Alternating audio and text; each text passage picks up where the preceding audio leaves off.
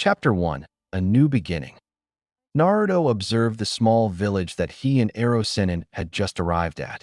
Like most of the villages he had visited in Hai no Kuni, Land of Fire, the buildings were made of a mixture of wood and brick and were modeled in the Western style, with flat roofs and square architecture. Most of the buildings were shops selling various products and items, which was evident when observing the numerous people who walked around looking through the windows. It had only been a week since Naruto had left with Hiraishin on this training trip, and both of them had already been to two other cities in Hai no Kuni. "Then what are we going to do here?" Hiraishin asked Naruto as he looked at the bigger man. Jiraiya was a fairly tall man, approximately 1.95 m, which made him taller than most of the inhabitants of Konoha, with the exception of Kakashi. His white hair was spiky down to the middle of his back, held in place by a Hiraishin with two horns and the kanji of oil. He wore a green gi under a red vest and wooden geta sandals instead of the typical shinobi sandals. Jiraiya looked at his student and frowned. "What have I told you about respecting your elders, Chaki?" Naruto shrugged. "You will receive my respect when I feel that you have earned it. So far, all you've done is go to brothels or spy on women, and I haven't learned anything from you yet." Jiraiya sighed at the apathetic attitude of his students. Ever since they left Konoha, Naruto had changed. He had become much quieter than the loudmouth the Sannin had met during the Chunin exams. In fact, he had not uttered more than a few words since they left Konoha. It was as if the loudmouth had suddenly left the boy's head, and this new person took his place. Most of the time, Naruto stared into space, as if deep in thought. Jiraiya wasn't sure what his apprentice was worried about, but he thought he would find out what happened to him over time. It's okay," sighed the Sannin toad. "I have to meet a contact who has valuable information for me. After this, I'll start training you. What do you think?" Naruto nodded. "Okay." Jiraiya frowned at his godson's lack of enthusiasm, but he let him be for now and left. Naruto was walking through the village, not paying attention to where he was going. The truth was that he had been thinking a lot, mostly about himself and how he hadn't taken his training seriously. When he was in academia, he was more concerned with making jokes to get attention, which had seriously hindered his ability to learn. Of course, half the problem was that, by the time he found a teacher willing to teach him instead of sabotaging his training, Naruto was so ingrained in his prankster, chattering tendencies that they had become a habit. He shook his head and sighed, though that was no excuse for not bothering to learn when he could. If he had dedicated himself to learning what he could have prevented Sasuke from leaving the village. There was another of his problems. Sasuke Uchiha had been considered a brother. I had always believed that, even with the little rivalry that existed between them, they were still friends and always would be. That feeling faded away when Sasuke sank into his chest with Chidori not once, but twice. Naruto was no longer sure if he could keep his promise to Sakura to return the boy, although it wouldn't matter anyway. He was beginning to doubt that Sasuke would return voluntarily, even if he forced him. He doubted that Team 7 would ever be the same. Naruto shook his head at those morbid thoughts. It wasn't time to dwell on such things. Sasuke's defection had opened Naruto's eyes to the reality of his situation. He needed to get stronger. He had to train and try his hardest to become a true shinobi, not the noisy kid who couldn't even bring back someone he considered a brother. As it stood now, Naruto was missing all the aspects of a shinobi. Sure, he had the Rasengan, Spiral Sphere, and Kagebushin shadow clones, but that was about it. In every battle he had fought so far, if it wasn't for the Kyuubi, Naruto knew that he would have died. During the battle on the bridge, in Nami no Kuni, Land of Waves, he had used it to fight Haku. During his fight with Orochimaru in the Forest of Death, he had been forced to use it. In his fight with Gaara, his fight with Sasuke, in every major battle he had ever participated in, he had used it. Add to that the fact that he couldn't even use the Rasengan without the help of a clone. He didn't have proper control of his chakra and no established style of taijutsu, or rather, he would only beat it until he hit something. Naruto knew he had a lot of problems to fix. Looking up, he found himself standing in front of a shop that seemed to sell shinobi clothes. Naruto looked at his own outfit. His bright orange tracksuit had been with him for as long as he could remember, not because he wanted to wear it. No, even though orange was his favorite color and was good for attention, the only reason he wore it was because it was the only thing he could afford. All of Konoha's stores had him blacklisted, making it almost impossible to get a decent set of clothes. Heck, the only food he could afford was ramen, which is why he ate it all the time. Even these clothes he had were expensive. The man who sold them to him made him pay 3 times the price that most people would spend on normal clothes. Deciding that if he wanted to become a real shinobi, he should look like a real shinobi, Naruto entered the shop. The store itself was pretty ordinary. There were many shelves with different styles of shinobi clothing in various colors. There were also a few sections where weapons were sold, most of which were kunais, shurikens, ninja wire, and basic sealing scrolls. Unlike Konoha, this was not a ninja village, so they had no special clothes or weapons. Naruto started walking around the store to see what he might like. He looked at several types of pants first. He wanted them to be dark in color. Looking at some of the different styles and colors, he decided to buy several sets of dark blue cargo pants. They had several pockets that looked like they were designed to hold various scrolls and were made of a sturdy material that wouldn't wear out. The next thing she looked for were the shirts. Looking at them, she decided on dark blue and black colors. He bought several sets of sleeveless and long-sleeve shirts to have some variety before moving on, looking to see if there was anything else he might want. He eventually bought several other things: a pair of black fingerless gloves with metal plates on the back, a pair of black steel-toed combat boots, and a sealing scroll so he could carry it all. Naruto walked over to the cash register, where an old man was sitting, and put down the clothes. The old man looked at him and began to add up the price. "You've bought a lot, young man. The total amounts to 4,000 yen. Naruto reached into his pants pocket and took out Gamachan, his frog wallet. He opened it and looked at how much he had. He wasn't well known, but Naruto, despite not looking stingy, was very stingy with money. Living on the street and having to be careful where he bought and how much, Naruto had been taught the value of cash. Right now it had 6,500 yen. He would be using about 2/3 of his savings, but in his eyes it was worth it. He took out the necessary amount and gave it to the old man. "Excuse me, do you have any place where you can change me?" asked Naruto, with a tone more respectful than ever. "Yes, right there," said the old man, pointing to a small changing table that was somewhat hidden in the corner. "Thank you," Naruto replied, approaching the stall. "No problem, young man." Naruto walked into the fitting room and changed, opting for a tank top instead of a long-sleeved one.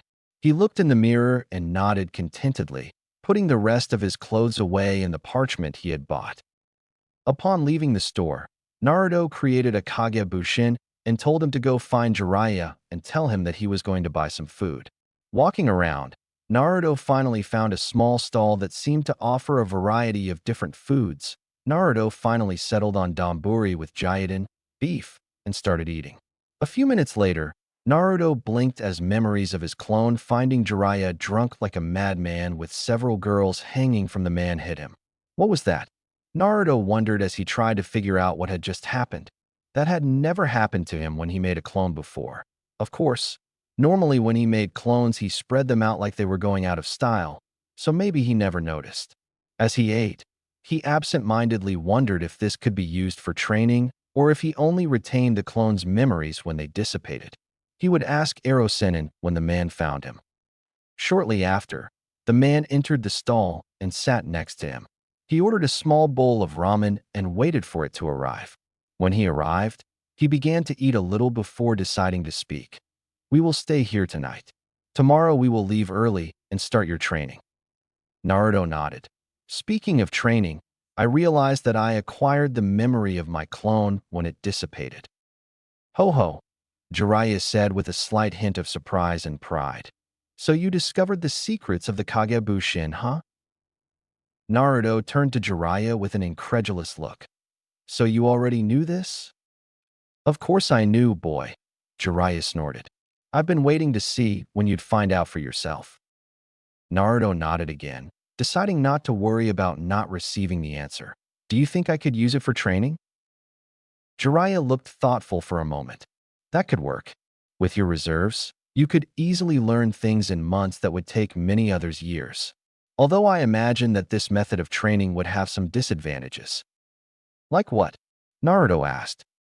Jiraiya spent the next hour explaining the drawbacks of using the Kage Bushin for training. XXXXXXXXXXX. A month later, Naruto grunted as he stood up and did another set of push-ups. I had been training for about an hour, and I was almost done. He had learned the Kage Bushin method for a month, and his training was progressing at a dizzying pace, far exceeding the expectations of most. Every day, Naruto created about 200 clones. Half of them practiced the taijutsu kata that Jiraiya was trying to teach him. This style, called Haminga Tori no Ken, hummingbird style, was based on high-speed attacks designed to inflict considerable damage on weak points in the body, such as joints. The other half was dedicated to chakra control, their worst subject, followed closely by Jinjutsu. Jiraiya had told Naruto that due to his huge chakra reserves, performing techniques such as Jinjutsu and medical jutsu would be impossible. However, if he managed to control his chakra, Naruto should be able to at least dispel high-level Jinjutsu, even if he couldn't cast them. Therefore, their clones would perform a series of exercises. Most would run on water with several large rocks attached to different parts of the body, while maintaining balance with Senbon or Kunai on their fingers. Naruto hoped to achieve at least an Umbo-level chakra control by the end of the training journey. While his clones took care of that, Naruto worked on the physical aspect, training his body to withstand high-speed combat. Every morning, Naruto woke up and did his exercise routine. He ran 24 kilometers, did 400 push-ups, 400 sit-ups, 200 pull-ups, 1,000 squats, 500 kicks, and 500 punches. Each week, he added 8 kilometers and 160 more repetitions of each exercise. He had been inspired by his friend Rock Lee, a boy who was only fluent in taijutsu, to create this training regimen. Although Naruto was considered a ninjutsu specialist, he had high hopes that he could match Lee and Guy in taijutsu. After finishing the push-ups, Naruto would start with the sit-ups. A short distance away, Jiraiya watched his apprentice train with a frown. While he was proud of the boy for his hard work, he was also worried. Naruto had done nothing but train for the entire month they had started. I only stopped to eat and sleep. Jiraiya was sure that Naruto slept half as much as he should. Jiraiya's original decision to take Naruto on this training trip was due to his determination to help him use the Kyuubi's chakra, but as the boy insisted on learning to fight without it, Jiraiya decided to focus on the shinobi training proper first.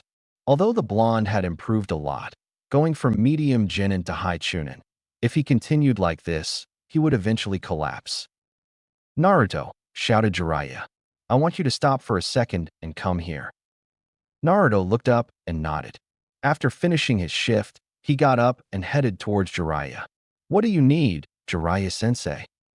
That was something different in their relationship. Whenever they trained, Naruto referred to him as sensei.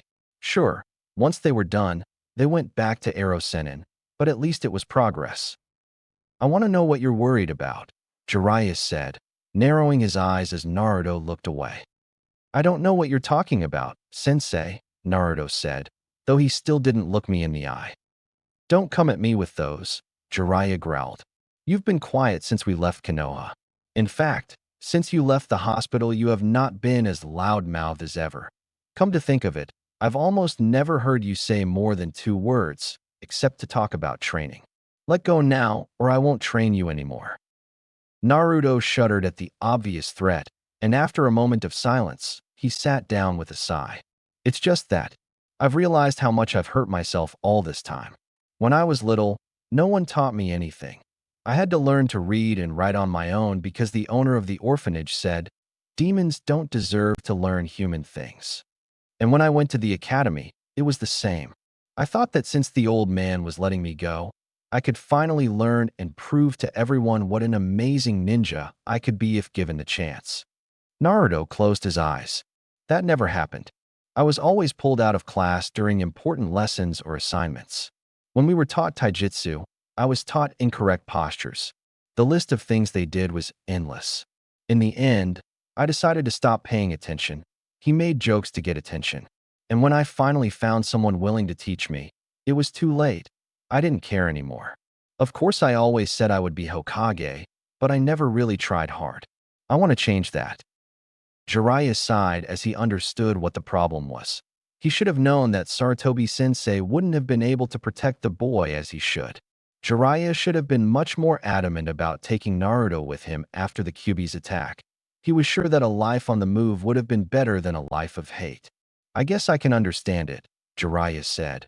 But you're still going to burn out if you keep it up. I know, Naruto sighed. But I can't help it. I want to improve. I no longer want to be considered the dobe, the loser. The Sennin Toad looked at his godson for a long time before a smile appeared on his face. Okay then, go back to your training, and I'll make sure you become the best shinobi in Konoha, if not all the elemental nations. Naruto smiled before running back to his spot, where he started exercising again. XXXXXXXXXXXX. As soon as Naruto and Jiraiya entered the next village, the Sennin Toad turned to Naruto. Listen, I'm going to find one of my contacts to look for information. You can walk around and stay out of trouble, got it? He asked. Naruto rolled his eyes at the sight of the man. It's not you, Ero-sensei. Jiraiya rolled his eyes at the new nickname. Apparently, Naruto had decided that since Jiraiya had earned his respect, he would give him the title of sensei. Of course, he told him later that, since he was still a pervert, he would not take the word Ero away from him anytime soon. I'll be fine. I'll go see if they have ramen at this site, and maybe I'll do some training afterwards. Whatever, brat, Jiraiya said as he ran away. Naruto, who had been with the pervert for a month, recognized that the man was heading towards the red light district. Informant? No way, Naruto muttered as he walked through the city. He did not bother to observe the views. Having seen a city in the land of fire, he noticed that they all looked quite similar. Instead, he looked around at all the people. Although he had been away from Konoha for more than a month, having people smile at him instead of looking down on him was a new experience. I still didn't quite know how to react, but every once in a while I would smile back at someone with a shy smile of my own. As he walked, he noticed something else that intrigued him. He had passed several groups of girls his age, and, since he was not one to beat around the bush, he had offered them a smile. This had the unexpected side effect of the girls doing two things. First, they blushed at the sight of it. Second, they huddled in the group they were in and started laughing nervously as they looked at him. I didn't really know how to react to this. He had never had experience with girls, other than when his face was deformed every time Sakura hit him. He hadn't even touched a person of the opposite sex. He didn't count Tsunade-ba-chan, Shizune-chan, or Ayame-chan, at least not without getting hurt. So, confused, he went around the city looking for a stall where they would sell good ramen. After several minutes of searching, he finally found a position that seemed promising. He went in and sat down on one of the stools. Hearing his entrance, the chef turned and saw him. "What are you going to drink, kid?" Naruto frowned as he looked at the menu. To start, I'll order 5 servings of their miso ramen, 4 servings of their chicken ramen, and 2 servings of their beef ramen. The man behind the counter looked at him for a moment, wondering if the boy had some kind of mental deficiency. Are you sure you can eat that much, boy?" he asked. Naruto looked at him with his newly created look of, "Do you know who the hell are you talking to?" "Of course I'm sure. If I wasn't, I wouldn't have asked for it." The man just looked at him before shrugging his shoulders and saying, "Well, if you say so." An hour and 23 bowls of ramen later, Naruto walked out of the stall, leaving a ramen chef very happy and with the feeling of having a much lighter wallet. He decided to continue his walk around the city until he found a quiet place to train. He wasn't too worried about getting lost. Jiraiya always knew how to find him, even when he was completely drunk. As he walked, Naruto noticed that he was getting more and more such looks from women. He wasn't sure what they meant, but those looks had the strange effect of filling him with pride and at the same time making him want to run away screaming. Although, I'd swear I'd seen those looks before. He dismissed the idea as he looked at a few shops, hoping to find something interesting. He did not enter any of them, since he did not see anything that caught his attention. He was content to look at the shop windows. As he looked at one of the tents, he felt someone touch his shoulder. When he turned, he found a girl his age, with light brown and long hair, green eyes, and a slender figure for a civilian. She gave her the same smile, with that slight blush on her cheeks, that she had seen in other girls while walking around the city. Naruto didn't know what to say. I had very little experience with women, so I didn't know what to do. He decided to speak more quietly than usual. After all, Sakura hit him when he screamed, so there was no reason to suppose that other women wouldn't do the same. "Can I help you?" he asked. He managed to hear several giggles behind the girl. He turned his head a little and saw a group of people a short distance away, watching them. He didn't know why, but it put his survival instinct on high alert, telling him to run and not look back. The girl continued to give him a small smile. "Actually, my friends and I were wondering if you wanted to go shopping with us?" Naruto blinked, opened his mouth, closed it, and blinked again. No one had ever asked him to do something like that. It was obvious that he didn't know what to do. "What?" he asked in a voice that sounded as if he hadn't heard what the girl had asked of him. The girl who was talking to him couldn't help but think that he looked extremely cute with his confused expression and chuckled again. "Did I ask you if you wanted to go shopping with us?" For reasons he didn't know, Naruto felt his cheeks redden, and he was sure it looked like a tomato. This was confirmed when the girl and her friends, in the distance, laughed again. Naruto thought they were tender giggles, but at the same time, they seemed the scariest thing in the world. He was tempted to run out and hope the girls didn't find him to ask him anything. But at the same time, he had never spent time with anyone his age outside of the academy and missions. "Of course I'd love to," Naruto said with a radiant smile. After all, it would be nice to hang out with people their age, just to be with them, rather than being on a mission or training. That was wrongly said. Naruto wasn't sure what had happened, but he was soon dragged by the arm to almost every shop in the city. The girls didn't buy anything, but they had decided to see what kind of clothes she liked to wear. Apparently, they wanted his opinion or something. I didn't quite understand it, for they spoke so fast that it was almost impossible to understand them. Anyway, in every store they went to, the girls grabbed a bunch of clothes, put them on, and posed for him while asking for his opinion. Naruto, who had never done anything like it, didn't know what to say to them. Instead, he spent time blushing and trying to talk, but the words didn't come out, or what he said sounded like he was choking on food. Unfortunately, instead of irritating them, this seemed to make the group of girls she was with even more attached. They began to tell him that he was cute and to ask him things like if he had a girlfriend. One even dared to ask him if he could touch his whiskers. Luckily, help arrived. As he walked down the street, with two girls clinging to his arms, Naruto noticed a large cloud of dust rising and heading towards him. He and the girls stopped and watched as Jiraiya passed by surrounded by a horde of half-naked women who attacked him with bats, pitchforks, and other objects to maim and injure, shouting perverts, and that he deserved it. As soon as they passed, Naruto let go of the girls and turned to them. Sorry for interrupting, but it looks like I have to save my perverted sensei from his well-deserved execution." Without saying another word, Naruto disappeared, leaving the girls to watch the second, smaller cloud of dust that he kicked up. Naruto found Jiraiya just as he had anticipated, unconscious and convulsing as the women walked away after beating him. Approaching, the blonde brushed the spasmodically writhing Sennin toad with the tip of his toe. A second later, the Sennin jumped up and dusted off as if nothing had happened. "I knew you weren't going to meet with any contacts, Ero-sensei," Naruto said once the man stood up. "Stupid pervert, why can you never act normal?" "Normal is overrated, brat," Jiraiya exclaimed with a mocking smile. "Besides, you don't have the right to talk. I saw all those women you were with. I must say I'm pretty impressed." His smile turned into a lascivious grin as he saw Naruto's face turn red like a tomato. "It's not that, you damned pervert," Naruto shouted, pointing at his sensei with his finger. "They invited me to go shopping with them, and I was just trying to be nice. Ah, so they threw the U at you, huh? Jiraiya wiped away a fake tear.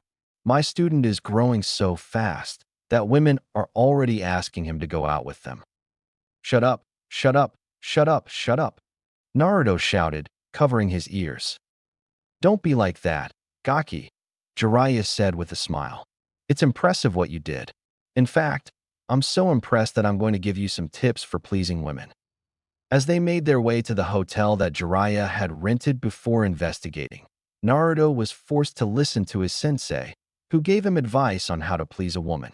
He tried not to listen to him, knowing that he was only talking about perverted nonsense that he didn't want to know. Yet, somehow, he found himself listening. I didn't even understand half of what he was saying. After being expelled from class during the sex education course, he knew nothing about sex. Even his infamous Oriki no Jutsu, sexy jutsu, was simply the result of having seen the cover of Aika Aika when he caught Ajisen reading it several times. Jiraiya had finished speaking when they arrived at his room, and Naruto, true to his style, used his tongue to form a coherent and well-thought-out sentence after listening. What the hell are you talking about, Ero-sensei? What the hell is a kitten? Is it like a cat? Because I hate cats. Naruto shuddered as he recalled the horrible times he spent with Tora. Jiraiya looked at Naruto as if he had grown wings and several tails. Are you telling me that you've never heard that word? Shouldn't you know these things? For Kami's sake, I thought they would have at least taught some sex education at the academy. Naruto blinked. I think they did mention something about it once. He frowned as he tried to remember if they had given any classes on that. And you didn't listen to me? Jiraiya asked, with a tone of palpable frustration. The boy had improved a lot as a ninja and also acted smarter. Jiraiya was sure that he wasn't as dumb as he appeared, or as he used to appear to some extent, but in other matters he was still completely ignorant. Naruto looked down at his feet. Well, I would have, but back then I didn't have Iruka as a teacher. They sent me away, telling me that, because of my jokes the other day, I didn't deserve to know anything about this. Jiraiya frowned. He had learned long ago that since many teachers were prejudiced against Naruto because of the fox, they used to send him to class during important lessons. It was part of the reason why Naruto hardly knew anything about being a shinobi. And your Oriki no Jutsu? Asked Jiraiya. How did you come up with it if you had no idea about sex education? Oh, that, Naruto said in a contemptuous tone. I saw Ajisen reading that perverted book of yours, and I saw the cover. I came up with the idea from there. But the girl on the cover is not naked, Jiraiya said. Naruto cocked his head. Mine doesn't either. What do you think that smokescreen is for? Jiraiya felt stupid to hear that.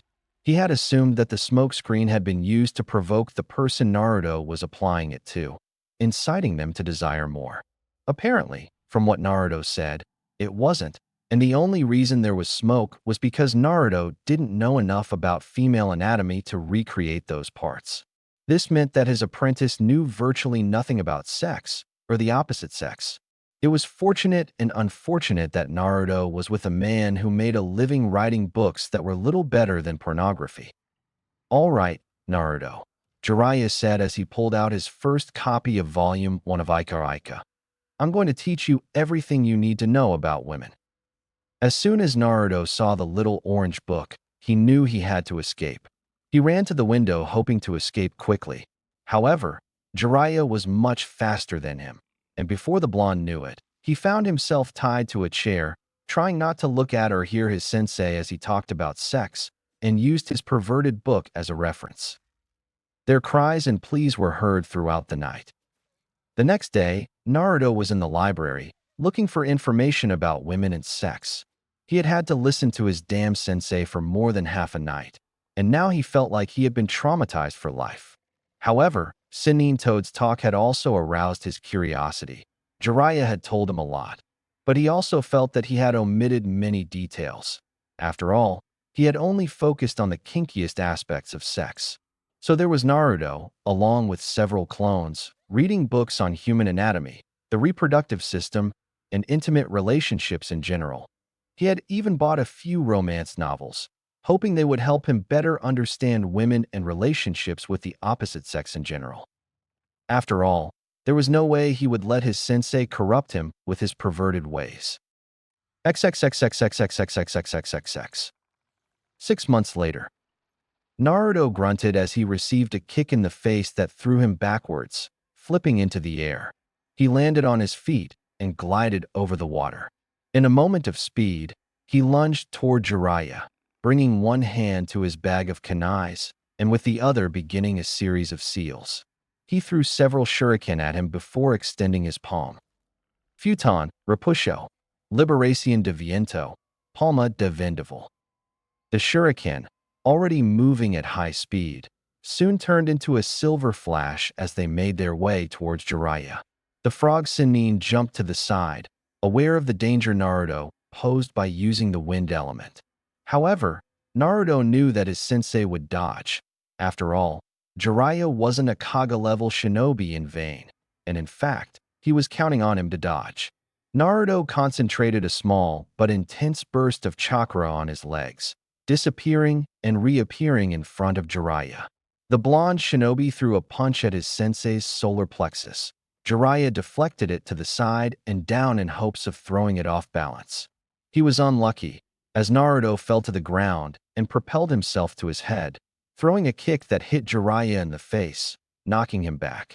Propelling himself with a somersault, Naruto attempted an axe kick to Jiraiya's collarbone. Jiraiya raised both arms to protect himself and immediately regretted being forced to kneel. Damn brat and his stupid strength training. Jiraiya grabbed Naruto's legs with both hands and was about to turn him over. However, Naruto used his other leg to jump over Jiraiya, leaning on his grip for balance, and kicked him in the face. Jiraiya was forced to let go of Naruto's leg, cocked his head, and dodged the kick. He turned and managed to kick Naruto in the chest as he fell. The boy moved with the punch and did a series of somersaults as he jumped away. Jiraiya took out a kunai and threw it at the blonde man, making some hand stamps as he screamed. Ninpu, Kunai Kage Bushin no Jutsu. Arte Ninja, Kunai Shadow Clone Jutsu. One kunai multiplied into 24 that headed straight towards Naruto. The blonde looked at them with a mocking smile, performing some hand stamps before Naruto activated his jutsu. Suetun, Suijin Hiki. Water Element, Water Camp Wall. A large wall of water formed around Naruto, blocking the kunai. Once Naruto heard the burst of the kunai being dispelled, he made several more hand seals. Suetun, Saryuden no Jutsu. Water Element, Water Dragon Jutsu. The wall of water soon began to swirl around Naruto, before taking the form of an 18-meter water dragon with glowing yellow eyes. As soon as he did, Naruto effortlessly created a Kage Bushin and had him perform some hand seals as the water dragon lunged towards Jiraiya. Futon, Renkuden, Liberación de Viento, Bala de Viento. The clone slapped his stomach with his fist and blew a large ball of compressed air out of his mouth. He headed straight for the water dragon. The water dragon's strength and speed quickly increased as the Renkuden merged with it as it headed toward Jiraiya, Sannin said, letting loose a swear word that would have made a sailor blush, who jumped to dodge it. The water dragon smashed into the water with a loud bang, and the water burst out everywhere in a kind of big bang. Taking advantage of the distraction caused by his jutsu, Naruto threw several kunai and repeated the hand seals that Jiraiya had used before. Ninpu, Kunai Kage Bushin no Jutsu. Arte Ninja, Kunai Shadow Clone Jutsu. One kunai turned into 41 kunai as they made their way towards Jiraiya, born in the still air, noticing the kunai that the toad Sannin pierced with his own hand seals to counter it. Ninpu, Hari Jaizu. Arte Ninja, Puas Guardianas del Inframundo. Jiraiya's hair curled around his body and became hard as steel as he deflected the kunai. When all the kunai disappeared, Jiraiya waved his still long hair and threw another jutsu. Ninpu, Kusamban. Arte Ninja, Kabeo Samban. Several hardened hair needles were thrown at Naruto, who took out 2 kunai and, spinning them around the rings, adopted his taijutsu stance with both kunai and crossguard. Naruto's hands soon became a whirlwind of movements as he deflected the hair's senbons. What he could not deflect he dodged with an amazing acrobatic display. When the Sunbon hailstorm subsided, Naruto looked around without seeing Jiraiya anywhere. He frowned before closing his eyes, trying to perceive the man's chakra. Having felt Jiraiya's chakra signature for 6 months, Naruto could detect it quite easily. He eventually found him, but his eyes widened as he realized the man was right below him. His realization came too late, as Jiraiya climbed out of the water and punched him in the chin. Before Naruto could be thrown away, he felt a hair curl around his body and harden, immobilizing him. Jiraiya smiled at his student, who was hanging upside down. The boy had made quite a bit of progress in just 6 months. His physical skills in taijutsu were now impressive, certainly a high jonin level with all the work they had been doing to perfect him.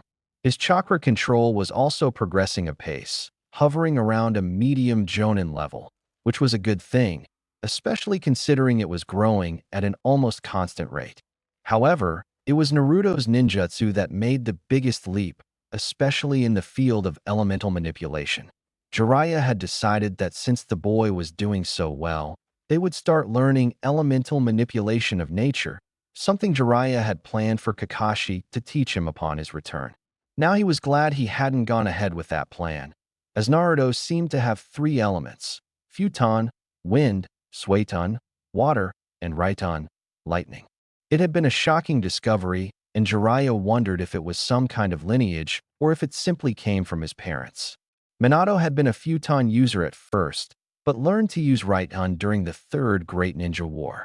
Kushina had an affinity with the Suiton jutsu, so she guessed it was possible, but it still didn't make much sense. In fact, he planned to test Naruto when they returned to Konoha in 3 years. If he possessed any Kekkei Genkai, it might cause trouble. Jiraiya shook his head. He would worry about that later. Good job, brat, but it's still too early to beat me. Naruto put snouts at Jiraiya before it turned into a smile that instantly put the Sannin on alert. Oh yes, Naruto asked just as Jiraiya's eyes widened. Shit. Jiraiya jumped to the side just in time to dodge a large explosion as the Kagebushin he was holding, now identified, exploded. As he landed, he felt the cold steel against his neck. He couldn't help but chuckle. You've been waiting for a long time to use that tactic, right? Naruto smiled as he put away his kunai. Well, yes, you tend to immobilize me a lot with those techniques of yours with your hair, so I thought it would be a good way to beat you. Jiraiya nodded. They had trained together frequently, and by now it was obvious that Naruto knew their tactics. That was going to be a problem, since the others would not fight like him, nor would they hold back. He needed Naruto to gain experience. Maybe I could see if Tsunade would give them some missions. You're getting better. Jiraiya congratulated him as he thought about how to give Naruto hands-on experience. Well, let's camp for the night. Tomorrow we will go to a nearby town. Okay, Ero-sensei, Naruto said as he took out several scrolls from his bags of kunais. XXXXXXXXXXXX. Hello, Ero-sensei, Naruto said as the two sat around a campfire. What is gaki? He asked as he picked up a piece of meat from the spit over the fire and began to eat. I was wondering, Naruto began as he ate some of his own food. Do you think it's possible that I can bring Sasuke back? Jiraiya sighed. He expected it. Lately, Naruto had become quiet and thoughtful, something that hadn't happened since the first month of training. He also knew of the promise the boy had made to that pink-haired girl he was in love with. Although, judging by the number of times she'd caught him talking and even flirting with other girls, he was sure that the crush would soon go away. He suppressed a lewd chuckle at the thought before speaking. I'll be honest with you, Naruto. Even if you were to bring Sasuke back, you would only cause more trouble. Sasuke resembles Orochimaru in many ways. He craves power and will do whatever it takes to get it. I don't need to remind you how he almost killed you when you tried to run away with that traitor. If you were to bring Sasuke back, you would only make him hate you and Konoha even more. He left because he felt that the village and his friendship with you were holding him back. If you managed to force him back, he would hate you even more for trying to prevent him from gaining power. Naruto's shoulders sank. So you're saying I should forget about him? Jiraiya patted the boy on the shoulder. I know it's hard. Hell, when I tried to bring Orochimaru back and failed, I was just as hurt as you are. But being a shinobi, and especially if you want to be Hokage, means that sometimes you have to make difficult decisions. Naruto nodded to himself. I had been thinking a lot lately. I had a feeling that it would be so, but I wanted a second opinion. He didn't like the idea. He wanted to bring back his best friend, but if that wasn't possible, it would be better to forget him. I understand, Naruto said with some conviction. I wondered if we could extend the training trip. Jiraiya blinked in surprise as he replied, well, I don't see why not. Jiraiya smiled at the thought of everything he could teach Naruto if they stayed longer. Anyway, I had originally planned a 4-year trip. This will allow me to teach you much more, and with your Kagebushin, you could easily reach Kage level by the time we return to Konoha. Naruto smiled when he finished eating and threw the stick where the food was. He felt as if a weight had been lifted from his shoulders. Before going to sleep, he made a promise. He would train to become the greatest shinobi of all time. XXXXXXXXXXXX. Naruto sighed at the sight of the blank sheet in front of him and wondered how he had ended up in this. I can't believe Ero Sennin convinced me to write a book, he thought with a sigh as he remembered the bet he had made with his perverted sensei. XXXXXXXXXXXX. Flashback. Naruto and Jiraiya were arguing again, and many would wonder why. The answer was simple. Jiraiya had just been caught spying again, and since Naruto needed his sensei to teach him, he had ended up getting him out of trouble, once again. This was the 1,700,560th time Naruto had been forced to do so, and he had had enough. Sweet Kami-Ero-sensei, can you for once in your life not go to spy in the hot springs and behave like a pervert? Shouted Naruto in the middle of the densely populated city of Suki no Kuni, Land of Fangs. Shoo! Jiraiya whispered as he looked around and saw many of the women glaring at him. Lower your voice, brat. You're going to make it difficult for me. I mean, the investigation if you shout like that and alert all the ladies. Well, maybe if they don't go to the hot springs you won't start spying on them, Naruto said. Then maybe you can write a good book that isn't kinky. Hey, are you saying my books are bad? Did I stutter? Damn, brat. My books are the best, and everyone with 2 fingers of wisdom knows it. Then how come all women dislike your books? Naruto asked, smiling as he received a withering glance from his sensei. Besides, I could write a book that would sell 1,000 times more copies than your perverted garbage. That one's good, Gaki. Do you dare to bet? How much are the wages? Jiraiya took a thoughtful stance. If I win, not only will you have to continue to help me when I'm caught investigating, but you'll also have to use your Oriki no Jutsu, sexy jutsu, to provide me with material. Well, and if I win, not only will you have to stop being a pervert as long as you keep training me, but also. Naruto thought for a moment about what else he wanted before cracking a smile that froze Jiraiya's blood. Tell me about my father. Jiraiya almost chokes on his own saliva at the sound of that. Honestly, I had planned to tell him after finishing his training. Telling him at the time could be harmful, as his father had many enemies. At that time, Naruto was only at a low or medium Jonin level, as shadow clones could not be used for physical training and he lacked experience. In addition, Naruto could get angry at his father and end up hating him for sealing the Kyuubi inside. On the other hand, it could prove beneficial and serve Naruto as a reference, prompting him to try harder to surpass his father. Although he was already trying much harder than the others, Jiraiya sighed, thinking that she couldn't harm him. All right, brat, I'll propose a bet, Jiraiya said, holding out his hand. If your book outsells mine, I'll stop spying on you until your training is over and tell you about your father. Naruto smiled as he took Jiraiya's hand. This would be no problem. End of the flashback. XXXXXXXXXXXX. Damn, this is harder than I thought, Naruto muttered to himself. Have fun, brat. Naruto turned around and saw Jiraiya smiling at him. He glared at him, but didn't say anything, which only made Jiraiya's smile widen. Looking over his student's shoulder, he decided to provoke the blonde shinobi. "Gee, Naruto, look at everything you've written," Jiraiya said with obvious sarcasm. "I'm sure you'll soon have a book that surpasses mine with such excellent material." "Shut up," Naruto growled. "It's not as easy as it sounds, is it?" Jiraiya asked mockingly. Naruto got up abruptly and left without looking back when he heard his sensei laughing. XXXXXXXXXXXX. Naruto sighed and dropped the empty sake bottle on the table before ordering another. Sake had become a drink he enjoyed, especially because, thanks to QB, he couldn't get drunk and just taste it. "Hello, handsome. Do you mind if I join you?" Naruto looked up and saw a woman standing in front of him. He was approximately 1.68 m tall and wore a red and black kimono. She had a curvy and attractive figure with firm and round breasts, black hair, emerald green eyes, and milk-pale skin. In short, Naruto found her very beautiful. Naruto smiled at him, pleased with the small compliment he had given him. Sure, other women he'd interacted with had called him handsome, but it was still good to hear. Naruto had changed a lot since he left a year ago.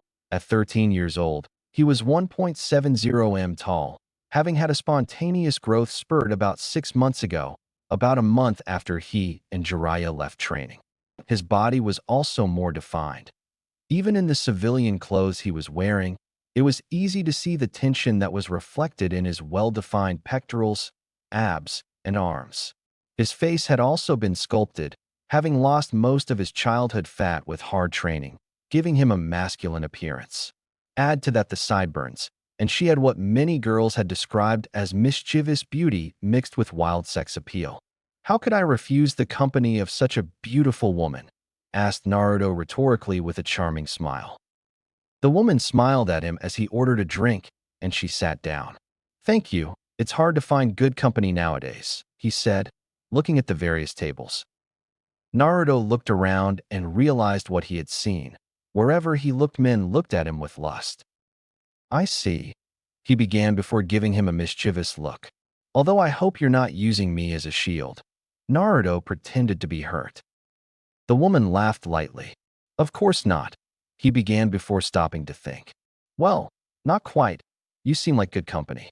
I'm pretty good at spotting gentlemen who can carry on a conversation without looking me in the face." "It seems that you have a special talent," Naruto said while giving her his characteristic mischievous smile. "A woman as beautiful as you must be used to spotting perverts quite easily." Naruto and the young woman talked for an hour. He would ask her questions about her while excitedly telling her about the things he had seen on his travels, carefully omitting his status as a ninja. He discovered that her name was Aiko Miyake, and, to his surprise, she lived in Yuki no Kuni, Land of Snow, one of the countries he had saved and which was now called Haru no Kuni, Land of Spring. Apparently, he was there on business, working as a merchant of Haru's technology, which Naruto knew was more advanced than any other in the elemental countries. Naruto also gave her some subtle compliments that made her blush. He was very pleased with himself for it. Since his first encounter with that group of girls, just over 6 months ago, Naruto had been striving to improve the way he spoke to women. Of course, he would never go to Jiraiya for advice. After that night, when the Sennin tried to teach him, Naruto had been scarred for life.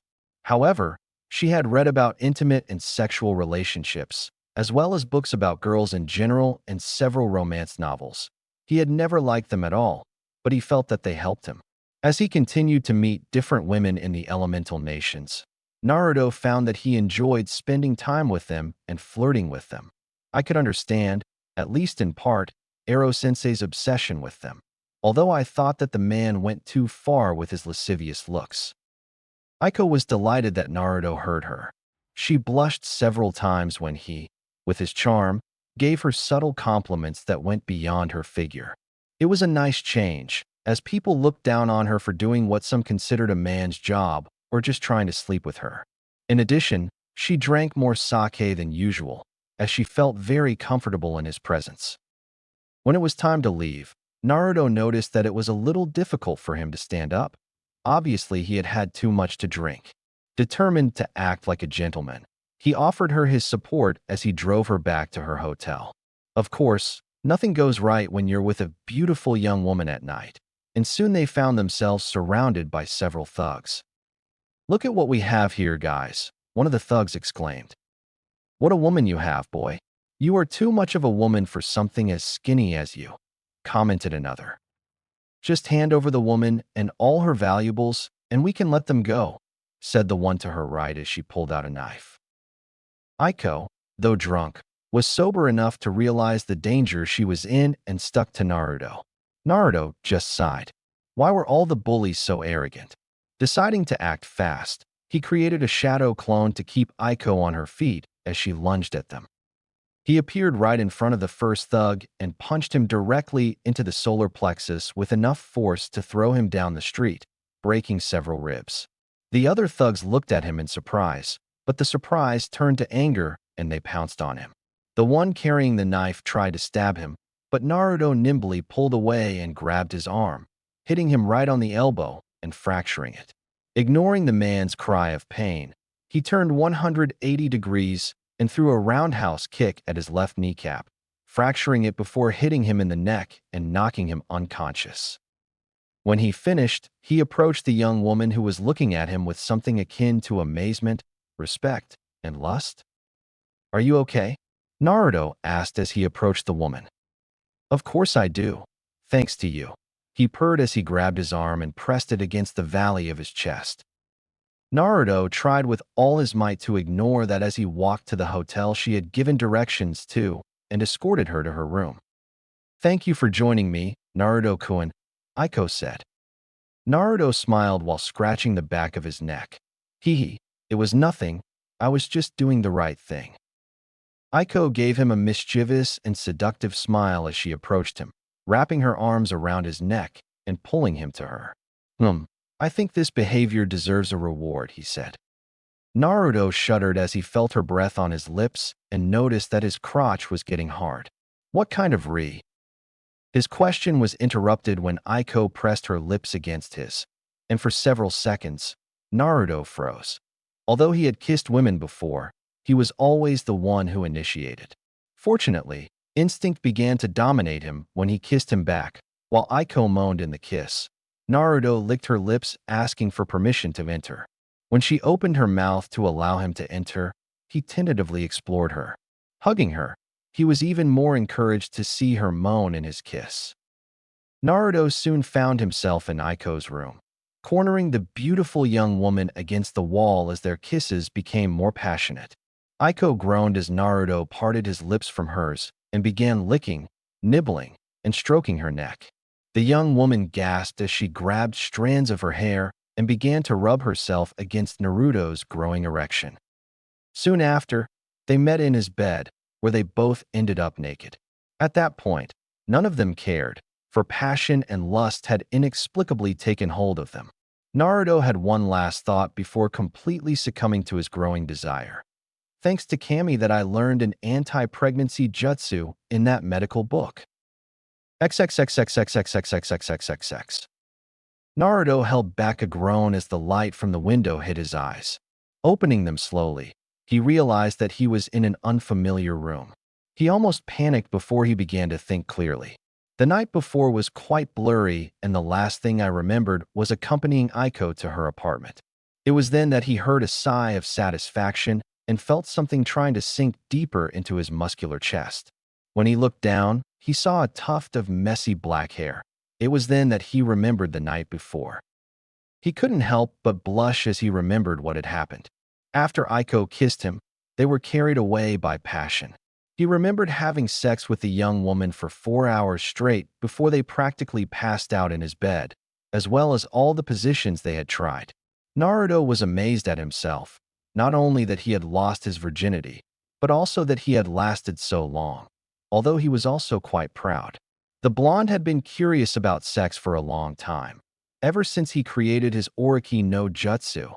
In fact, and when he left on the training trip, he decided that this was his chance to learn. Of course, he didn't want to go with Jiraiya.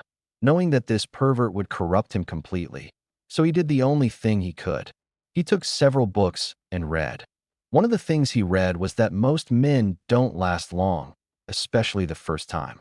Although Naruto had always had a lot of resistance, maybe that was due to his libido. She heard a groan as Aiko moved in her arms before lifting her head and rubbing her eyes. "Good morning, Aiko-chan," Naruto said, hoping not to be beaten by what happened. Sometimes women can become violent, and she had been drunk, so maybe she won't even remember the night before. Aiko looked at him, and for a moment Naruto feared being the target of female fury. However, she only gave him a mischievous smile. "Good morning to you too, Naruto-kun. I hope you enjoyed last night." Naruto sighed inwardly in relief as he smiled at her. "I had a great time last night. I hope you enjoyed it too."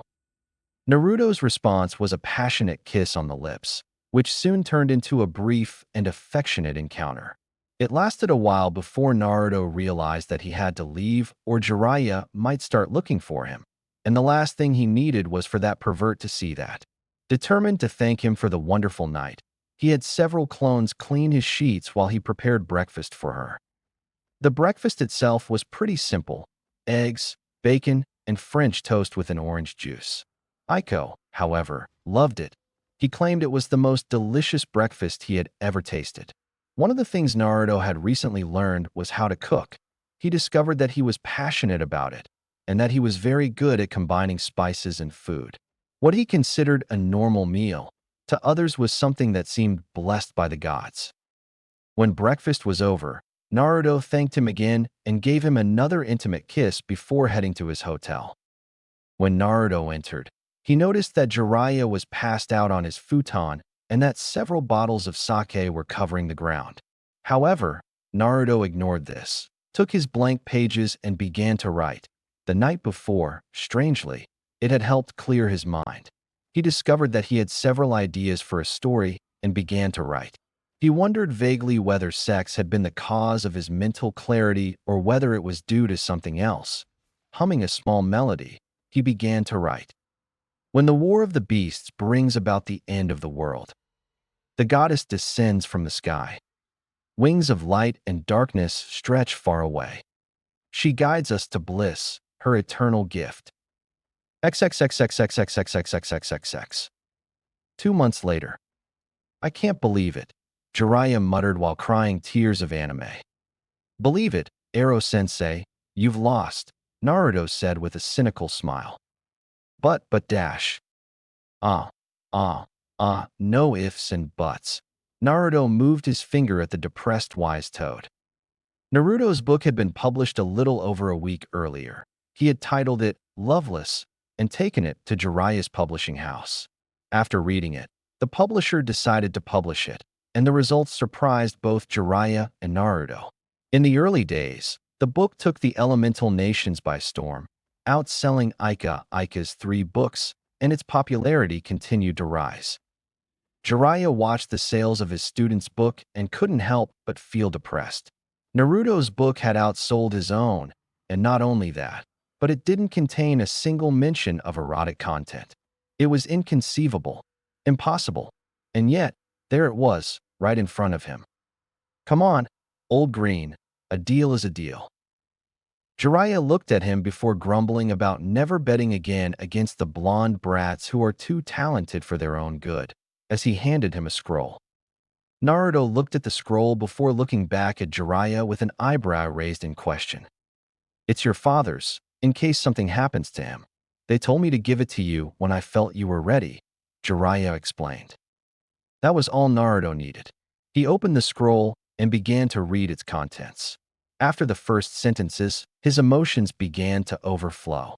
His lips trembled and tears ran down his cheeks as what he had suspected for a long time was confirmed.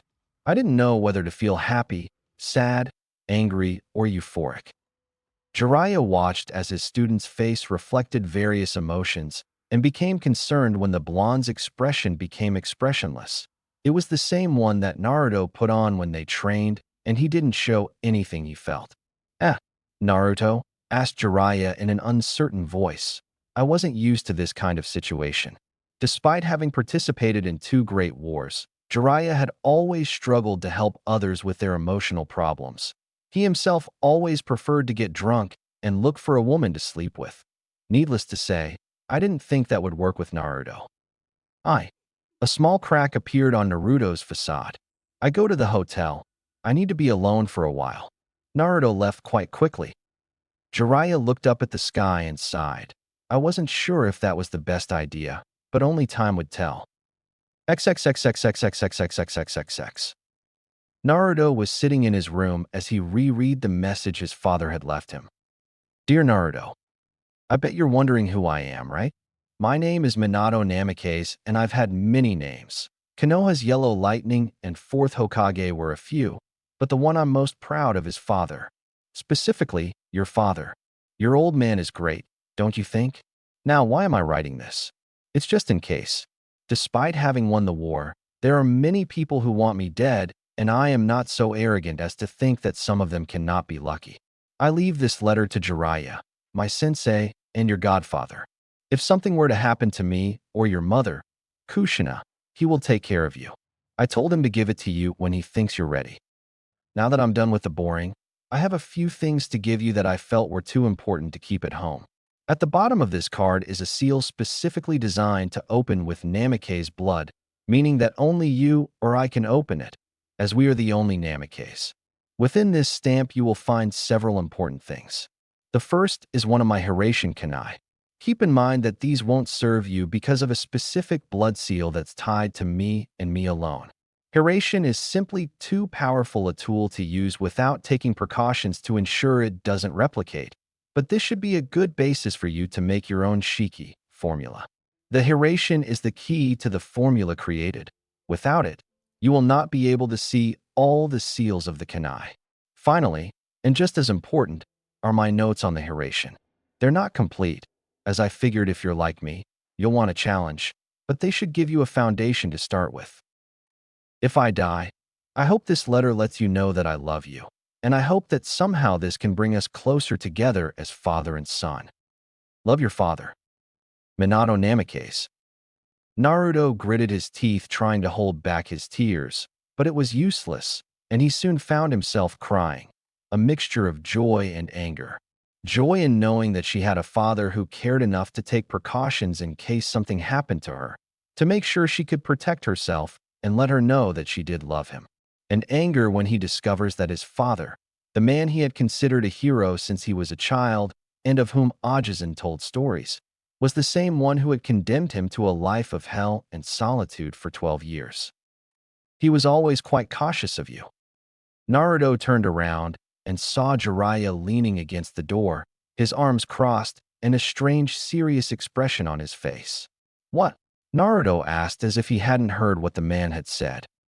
He did it for you as soon as he found out that Kushina was pregnant.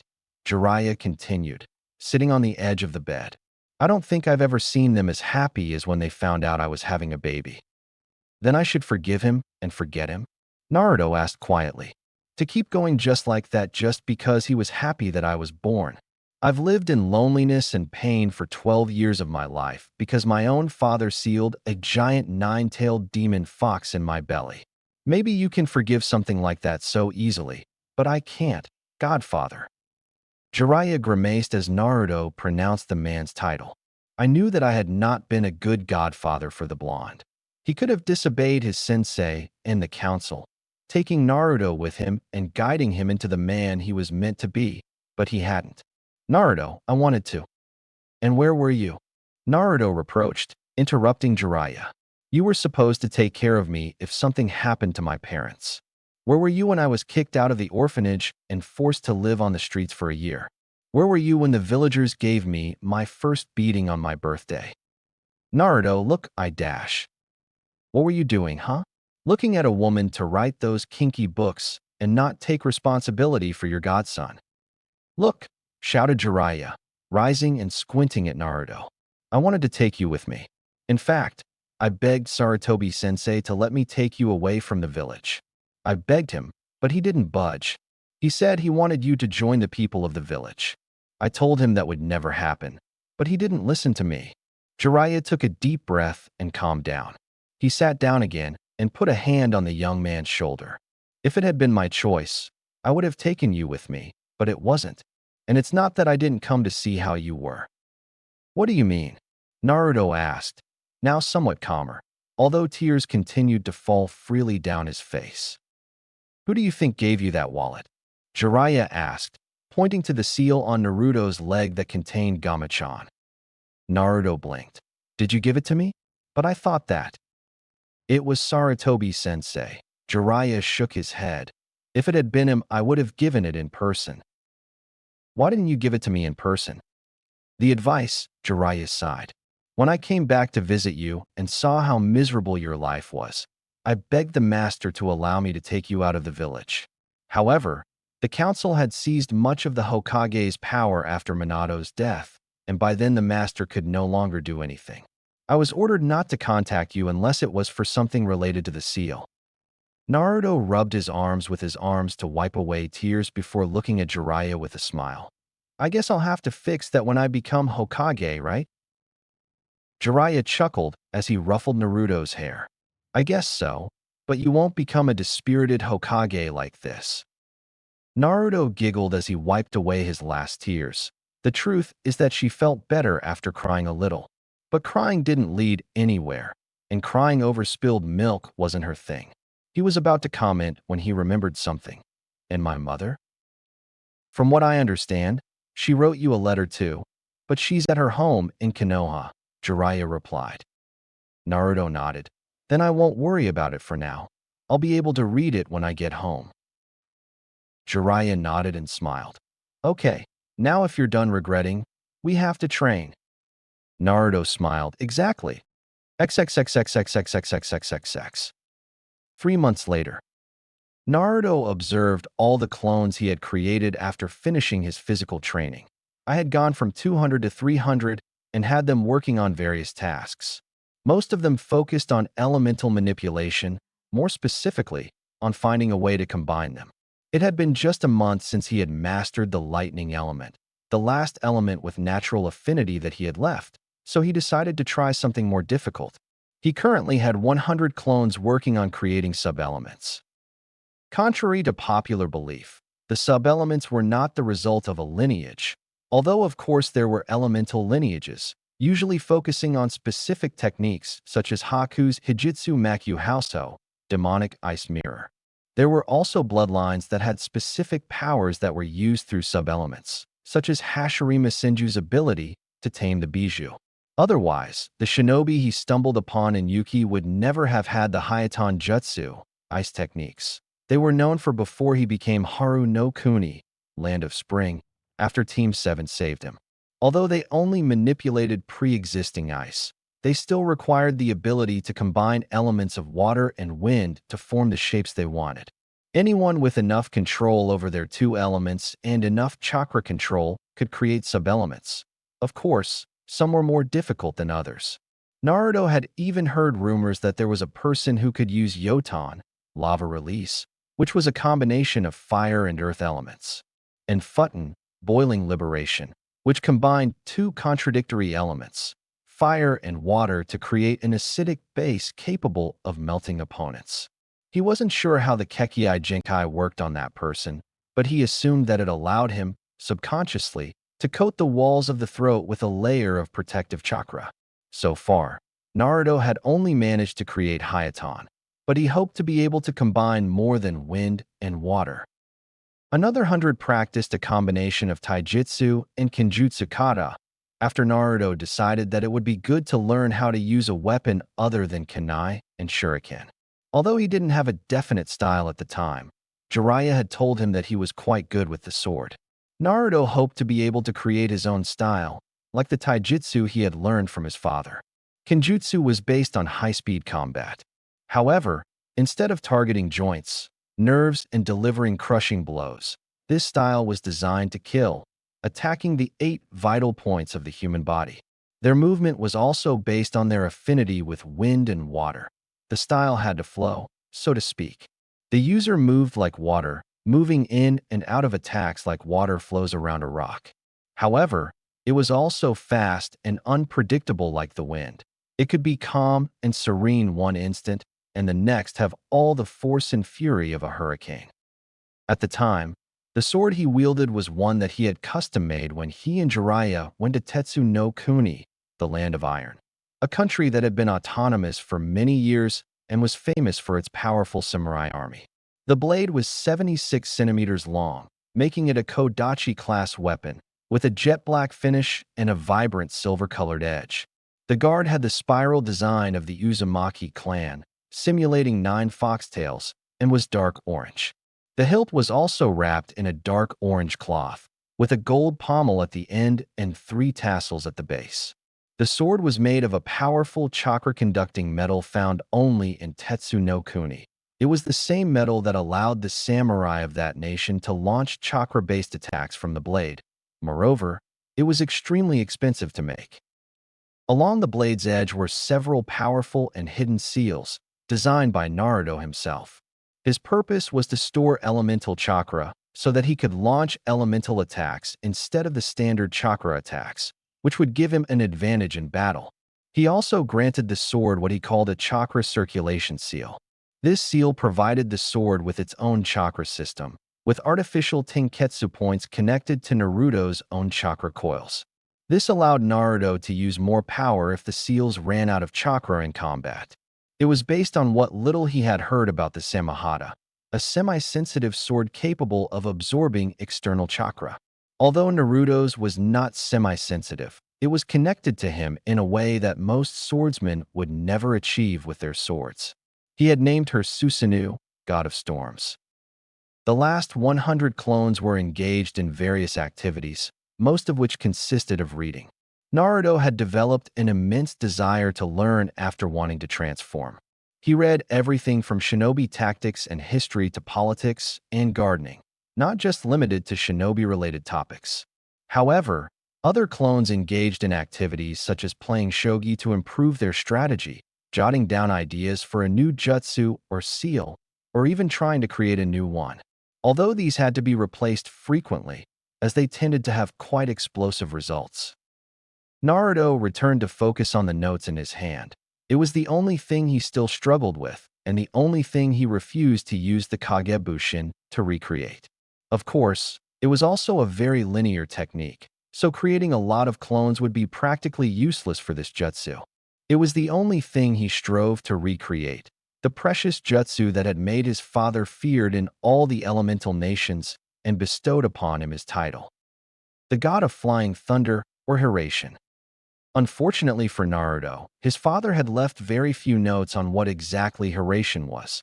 The notes were vague and limited to describing what the jutsu did, but they didn't tell him much about how it was created. What he did know was that through a shiki formula and the use of his father's infamous 3-pronged kunai, Minato was able to use a space-time ninjutsu that allowed for instant teleportation. Naruto assumed that the principle behind the technique was similar to Kuchiyose no Jutsu, summoning jutsu, as it revolved around the manipulation of space-time.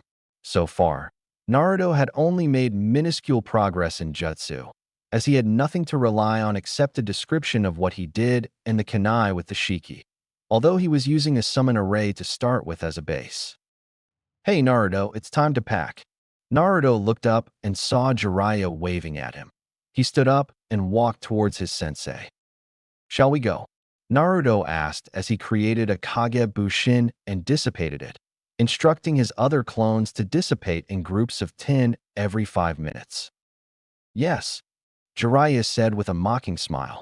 "It's been almost a year, and I think the only thing you really lack is experience." Naruto blinked. "So let's go somewhere where I can gain experience." Jiraiya looked at him and smiled. "Not us, you."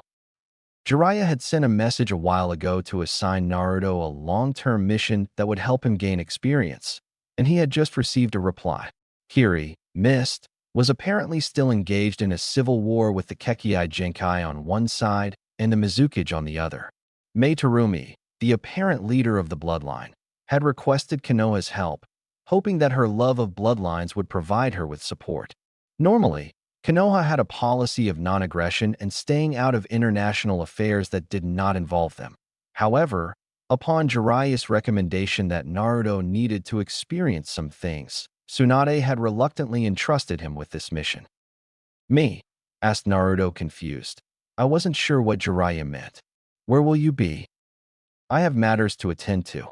Tsunade assigned me a covert operation to gather information about the different hidden villages, see which ones pose a threat to Konoha, and find out more about Akatsuki.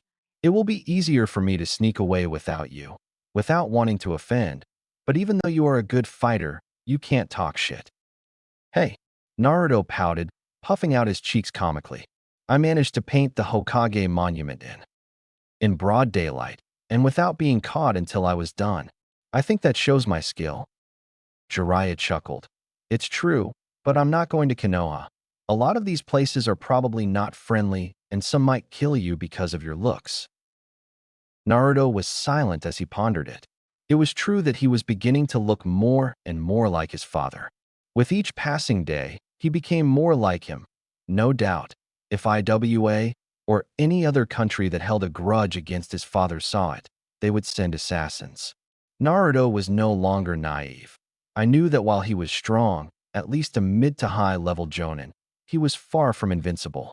He could defend himself well against Jiraiya, but even when he attacked with all his power, he restrained himself from killing him. Others would have no such scruples and would no doubt not hesitate to kill him. In addition, as he himself had said, he lacked the experience to make the most of his skills, and that could cost him dearly. And where shall I go? Asked Naruto, having decided that this would be a good opportunity to see how well he could do against someone other than Jiraiya. The Toad Master handed Naruto a scroll with a quest. You will be heading to Kiri, who is currently immersed in a civil war. Naruto unrolled the scroll and began to read it as Jiraiya spoke. You will help the side of the bloodline until the war is over. The meeting point is on the parchment, as well as a keyword and information about who you'll be working with. Naruto nodded as he finished memorizing the information and handed the scroll to Jiraiya, who burned it with a Kaiton Jutsu. I will contact you by summoning you from time to check in on you and give you any information I think may be useful to you. Make sure you stay safe. Okay, brat, concluded Jiraiya. Naruto nodded. Don't worry, Ero-sensei, I'll do my best. Chapter 2, Bloodline Wars. Naruto adjusted the hood of his cloak as he got off the ship he had traveled on. Bringing a hand to his face, he made sure the mask was in place to hide the marks on his whiskers before looking around.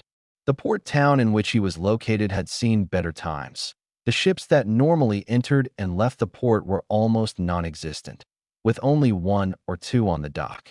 Most of the buildings were deteriorated and stained with rust in various areas, which showed the lack of resources or personnel for their maintenance.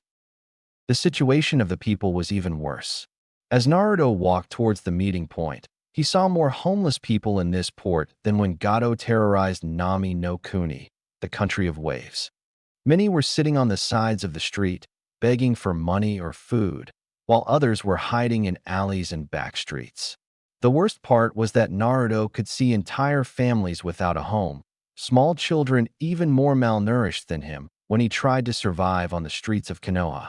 Just seeing how terrible the situation was for these people and knowing that he could do nothing to alleviate their suffering at that moment broke the young man's heart. Out of the corner of his eye, Naruto saw several figures jumping from the rooftops. Ninjas from Kirigakure's High-Tier hidden from the mist. He carefully watched several patrols pass by, probably looking for rebels or bloodline dissidents. Naruto watched them as they passed, trying to sense their emotional state. Living on the streets, Naruto had developed the peculiar ability to detect, to some extent, the thoughts and feelings of others, an ability that had saved him from several beatings at the hands of drunken villagers, allowing him to avoid those who wished him ill. Many of the ninjas' faces were very transparent. The blonde was happy to see that most of them seemed to feel as bad as he did about the situation. While their faces showed no emotion, their eyes revealed too much. It had always been said that the eyes are the door to the soul, and for someone like Naruto, that had never been more true.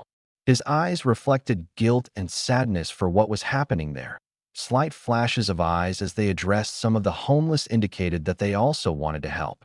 Naruto knew that they probably couldn't, as the Mizukichi had surely threatened to kill their families. It was strange. Naruto had heard that, at the beginning of his reign, the Yonde Mizukichi was one of the most compassionate Kage. Naruto did not know what had led him to such a profound change. However, the evidence of his corruption was before his eyes. Naruto noticed some ninja who seemed to enjoy watching those around them suffer and surmised that they were the most radical among those who hated the bloodline.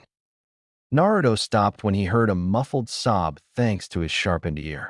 He looked around and noticed that some of the other ninjas had also sensed him and looked even more guilty. Channeling chakra into his ears, Naruto was able to make out the sound better. Judging by the tone of voice, it was a girl between 15 and 19 years old. The sobs sounded painful, and Naruto sensed fear in them as well. Never before had he been one to sit idly by in such intense pain. He concentrated even more chakra in his ears to locate the source of the sound. He entered a small alley and looked around. When he was sure that no one was following him, he disappeared in a gentle breeze. Reappearing on the roof, the blonde bent down and activated one of the few jinjutsu he mastered. It was more of a hybrid of jinjutsu and ninjutsu, similar to the standard henge taught in the academy. Instead of affecting the opponent's mind, it altered the environment. Channeling chakra into the oxygen particles in the air, it masked and camouflaged the area around Naruto, making it appear non-existent and making him invisible to all but the most powerful Kage-level ninja, or those with Dijitsu and heightened senses, such as those of the Inuzuka clan. It was a technique that Naruto had learned from Hiraishin, who used it when trying to spy on women, although Naruto understood that it also had many applications in stealth and espionage. Making sure not to be seen by any of the ninja flying over the rooftops, Naruto continued on his way to the sobs, which were now much louder and clearer. Finally, Naruto located the source of the sounds, an abandoned warehouse. He didn't see any ninja in the area, but he knew that didn't mean anything. He looked at the second-story window, where the voice came from. Descending from the building he was in, Naruto quickly made his way to the warehouse. Channeling chakra towards his feet, the blonde shinobi climbed up the walls to take a look out the window. What he saw would haunt and repulse him for a long time. Inside was a young woman who must have been no more than 16 or 17 years old. He had long, dark brown hair, which seemed to be Kiri's usual color, and vibrant green eyes. His skin was a pale hue, smooth as milk, and he had a figure that Naruto had seen in some of the civilian supermodels that Ero-sensei dated from time to time. At least, the young woman's eyes would have been vibrant if it weren't for the fear they reflected and the tears that flowed freely down her cheeks. Her skin, which probably would have looked perfect and beautiful, was blackened by multiple and large bruises that covered it almost completely, from her neck to her legs. Her face was full of marks and bruises, no doubt from having been repeatedly beaten and slapped. The obvious source of this woman's fear and pain was right in front of her, a man in his 30s. He was of medium height and build, with black hair and brown eyes.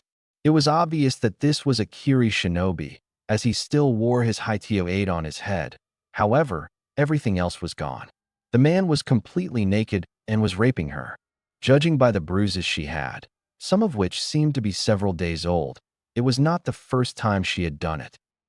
Naruto's blood began to boil as he gritted his teeth so hard that the metallic and acidic taste of the blood reached the blonde as his gums bled. Naruto had always had a deep respect for women, sometimes bordering on veneration. He didn't know what it was that made him feel that way, but it was part of the reason why he had never raised his hand to Sakura when she hit him. Of course, Naruto was no longer a virgin and, in fact, he had slept with several girls the year before, but he would never do anything unless the woman he was with wanted to. Seeing a man, no, to a monster, doing something like that to an innocent young girl was almost enough to make her go on a killing spree of all the shinobi in the village.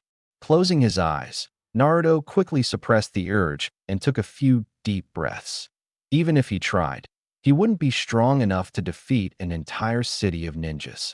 I couldn't do anything about it at the time. He looked out the window. Although I might not be able to do anything about this city, I could at least help this woman. He was speechless as a pair of hands wrapped around his head, one covering his mouth and the other his back. With a quick twist, Karai's hands broke Karai's neck, dropping him to the ground, exposing Naruto, who was staring at the corpse as if waiting for it to burn spontaneously. Turning his attention away from the now-dead shinobi, Naruto looked at the girl and grimaced. It seemed that he was going to go into shock, no doubt because I saw someone die. My eyes were wide open and I was starting to hyperventilate. He tried to approach the girl to help her heal her wounds, but stopped when she turned her attention to him and began to back away. Please, don't hurt me," the girl said in a broken voice as she continued to retreat, even though she was already cornered against the head of the bed. Please, I know. Not me." Naruto pulled down his hood and mask to give the girl the most compassionate smile he could muster, despite the anguish he felt in his stomach. "Don't worry, I'm not going to hurt you." The girl looked at him and seemed to calm down a little. "I just want to help you," Naruto continued as he slowly approached her. You can?" he asked, a fleeting glimmer of hope in his eyes before fading away. "How do I know I can trust you?" he asked quietly. "You don't have to," Naruto said in a warm and kind tone. "I have no way of showing you that I don't want to hurt you. The only thing you can do is believe or not believe that what I say is true. However, I promise you right away that I will help you and get you to a safe place where you will never have to deal with something like what that man did to you again." The girl looked at him for a moment before slowly relaxing. He moved away from the head of the bed and sat down in the center of the mattress. Naruto slowly approached to make sure she didn't freak out before sitting on the edge of the bed next to her. "I'm going to take out a scroll with medical supplies to cure you. Is that okay?" asked Naruto. He received a cautious nod and slowly reached into his bag, where he kept several containment seals for his various ninja tools. Naruto took out a scroll, unrolled it on the bed, and opened the seal. From it came several medicated creams, disinfectant, and bandages. Naruto had long since realized that he would never be able to use medical jutsu, not only because he was constantly struggling to maintain control due to the continuous increase in his reserves, but also because his chakra contained traces of the Kyuubi. While the minuscule amounts didn't affect him, as he had been possessed by the fox since birth, they were incredibly toxic to others. Still, that didn't mean he wouldn't do his best to make up for his deficiency in this area, specializing in the creation of healing ointments and herbalism. Naruto took one of the tubes that contained one of his own creations. To compensate for his inability to use healing jutsu, Naruto had long since decided to try to create a healing cream based on his own ability to regenerate. Naruto always knew that he healed quickly. Wounds that took others weeks, he disappeared in hours, and others that took months in a day. Naruto knew that this was due to the Kyuubi and the seal on his stomach, which channeled the fox chakra into his body constantly. A little over a month ago, Naruto had managed to replicate that ability to some degree and create a powerful healing cream. Using the art of Fuin Jutsu, sealing art, Naruto had devised a modified containment seal that was designed to be able to store Kyuubi's chakra. With the use of several powerful purification seals that were designed based on those of the Shiki Fuin, Naruto was able to purify Kyuubi's chakra to the point that it was no longer poisonous to humans. Of course, due to the potency of the chakra, it still had to be administered in low doses. Lethal wounds such as being impaled or broken bones could not be healed with the maximum amount that could be used on a person, which was about the amount of chakra used to make a standard Bushin Jutsu. But wounds like bruises, minor scrapes, and cuts were an easy solution to the ointment that had the chakra stored in the mixed seal. "I need you to lie down while I apply a healing cream to your bruises. Can you do that?" Naruto asked in a reassuring voice. The woman nodded and lay on her back while Naruto uncovered his ointment. He put some on his fingers and gently rubbed them together to activate the cream chakra.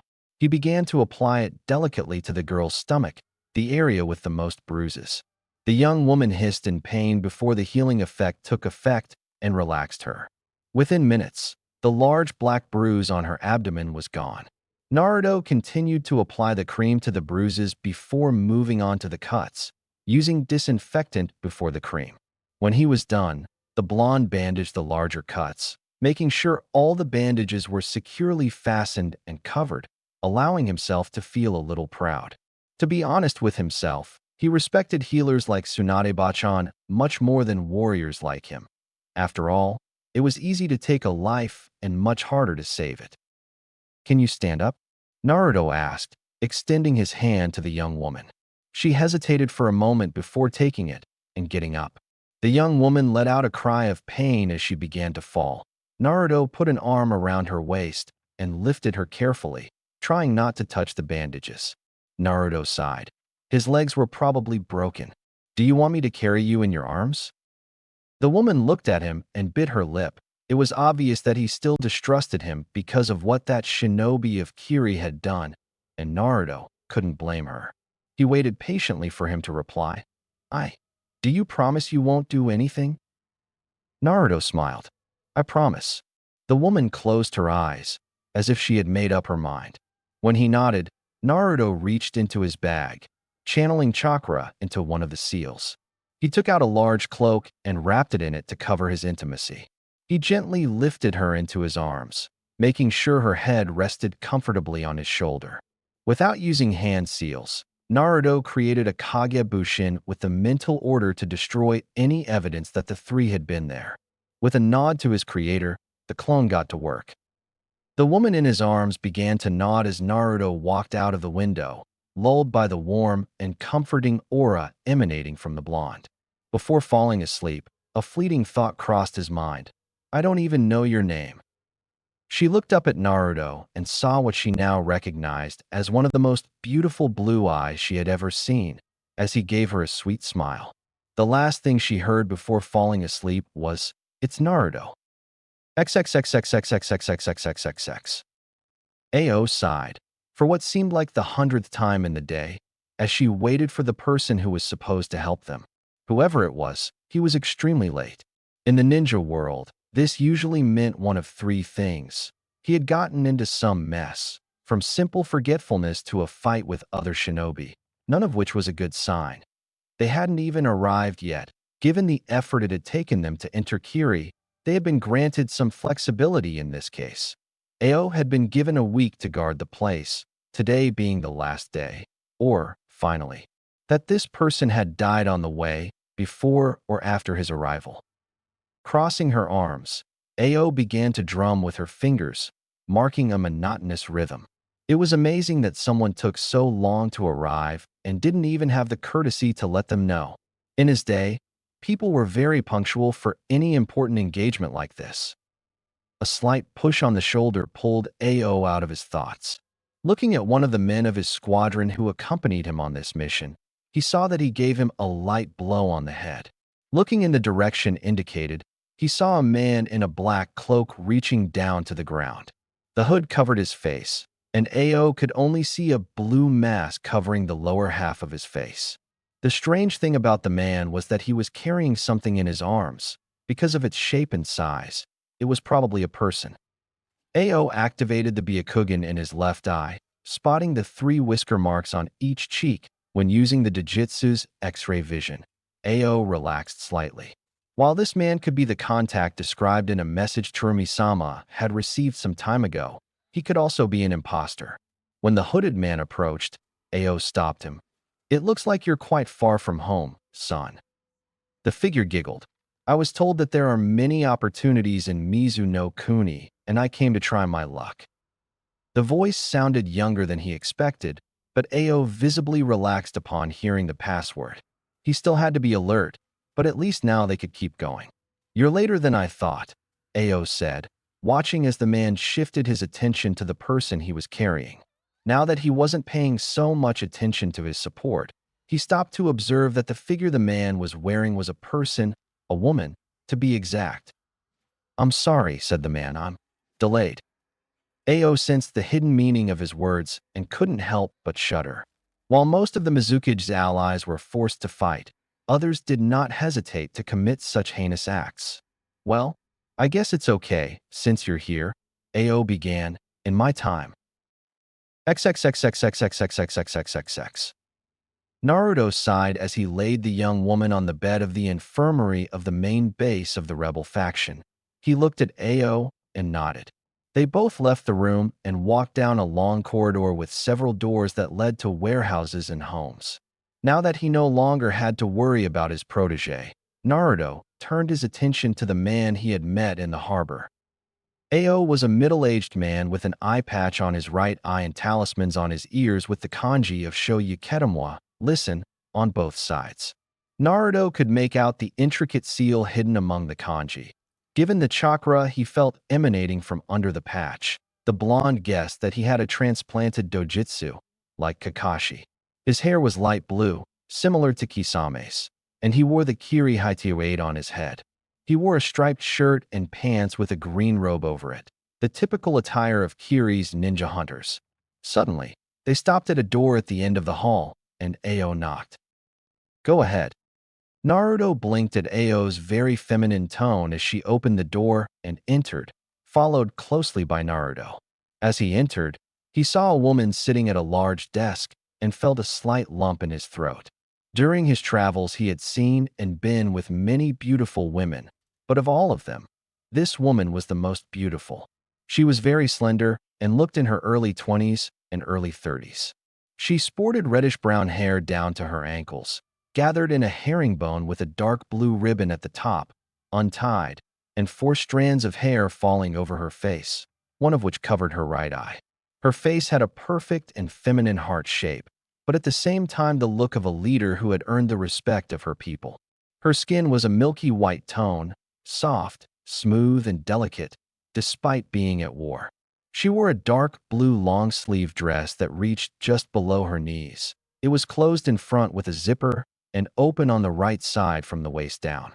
The dress only covered her upper arms, exposing her slender but firm shoulders and the lower part of her breasts, enhancing her beautiful size D bust. Underneath, she wore a mesh blouse that covered her arms and chest a little more, but still showed a lot of cleavage. She also wore shorts in the same color as the dress and knee-length mesh leggings. Instead of sandals, she wore high heels with shin guards. "Terumi-sama," Ao's voice interrupted Naruto's thoughts. "This is the support that Konoha was able to send us." The man looked somewhat displeased that he had received only one person to help, but May didn't seem to mind, as she smiled at Naruto. He slowly got up from his desk and walked towards Naruto, extending his hand to him. "I would like to thank you for coming to our aid. Honestly, I didn't expect to receive much, if any, help, sir," he said, putting the sentence in suspense, clearly searching for a name. "Naruto," the blonde said with a smile to the voluptuous redhead as he shook her hand. "It's nice to meet you, May-san." Naruto paused as he noticed May looking him up and down and couldn't help but smile. "I suppose you approve of what you see?" Naruto felt Ao and the 2 Umbu present stiffen and glare at him, but May seemed to ignore him and gave him another smile. "I'll tell you, if you let me know what you think of me." That seemed to baffle the others. Naruto chuckled.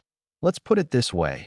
If there was ever a goddess walking on this earth, I have no doubt that I just found her." May, to her credit, only blushed slightly as she gave him a good-natured smile. "Then you can assume that. I approve of what I see," she said, staring at him one last time before adopting a serious expression. "While I'd love to keep chatting with you, I need to explain our situation and see if I can assign you your first mission." Naruto nodded his head as his face instantly became expressionless. "I'm at your disposal, May-san." XXXXXXXXXXXX. Takan Nobata was a middle-aged man with long black hair and coal-black eyes, who wore the standard uniform of a Kiri-chunin.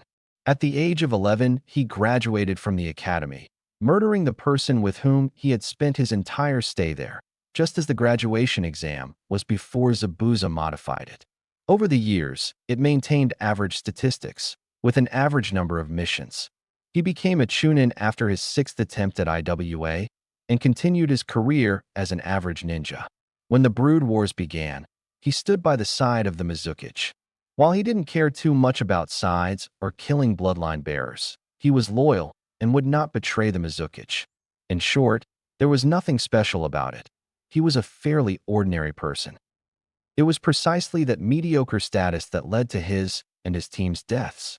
His team, consisting of two Jinin, a Jonin, and himself, was on a mission to raid several cities alongside a group of bandits. Although he didn't like what they did, he had no choice, and it was a simple task. They let the bandits do all the work and then kept their share. If the bandits resisted, their job was to kill them and find another group that would steal money for them. The group he was with had gone to one of the meeting points to collect their pay, but they realized too late that it was an ambush and that the bloodline users had disguised themselves and set several traps.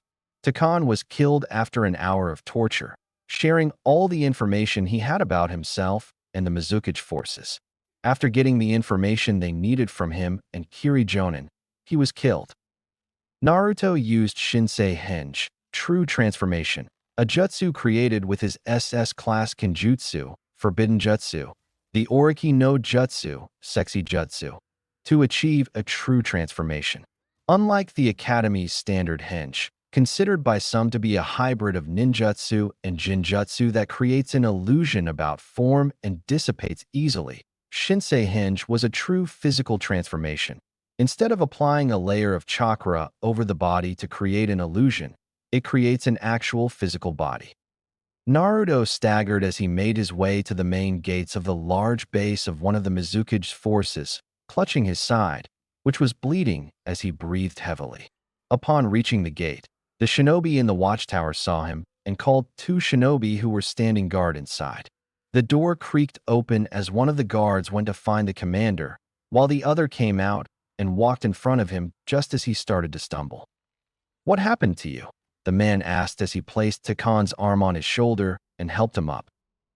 "Bloodline rebels," Takan gasped, using a bit of wind chakra to cut his gums, making it look like blood was coming out of his throat. The base commander arrived just as Takan began to explain. "We went attacked by bloodline users."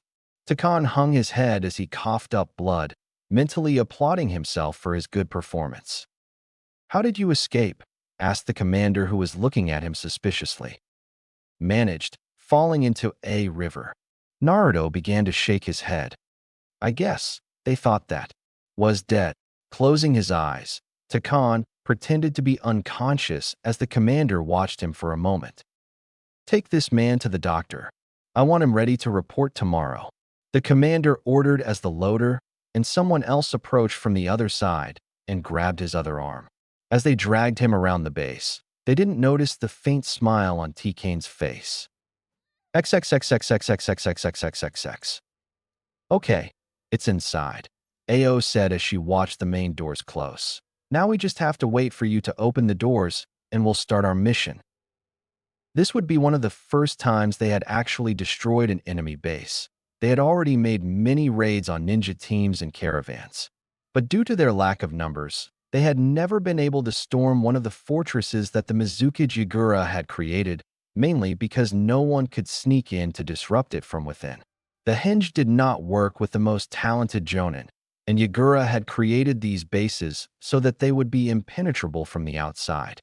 There were a total of 15 watchtowers designed to detect enemy ambushes long before they came within 100 meters of the site.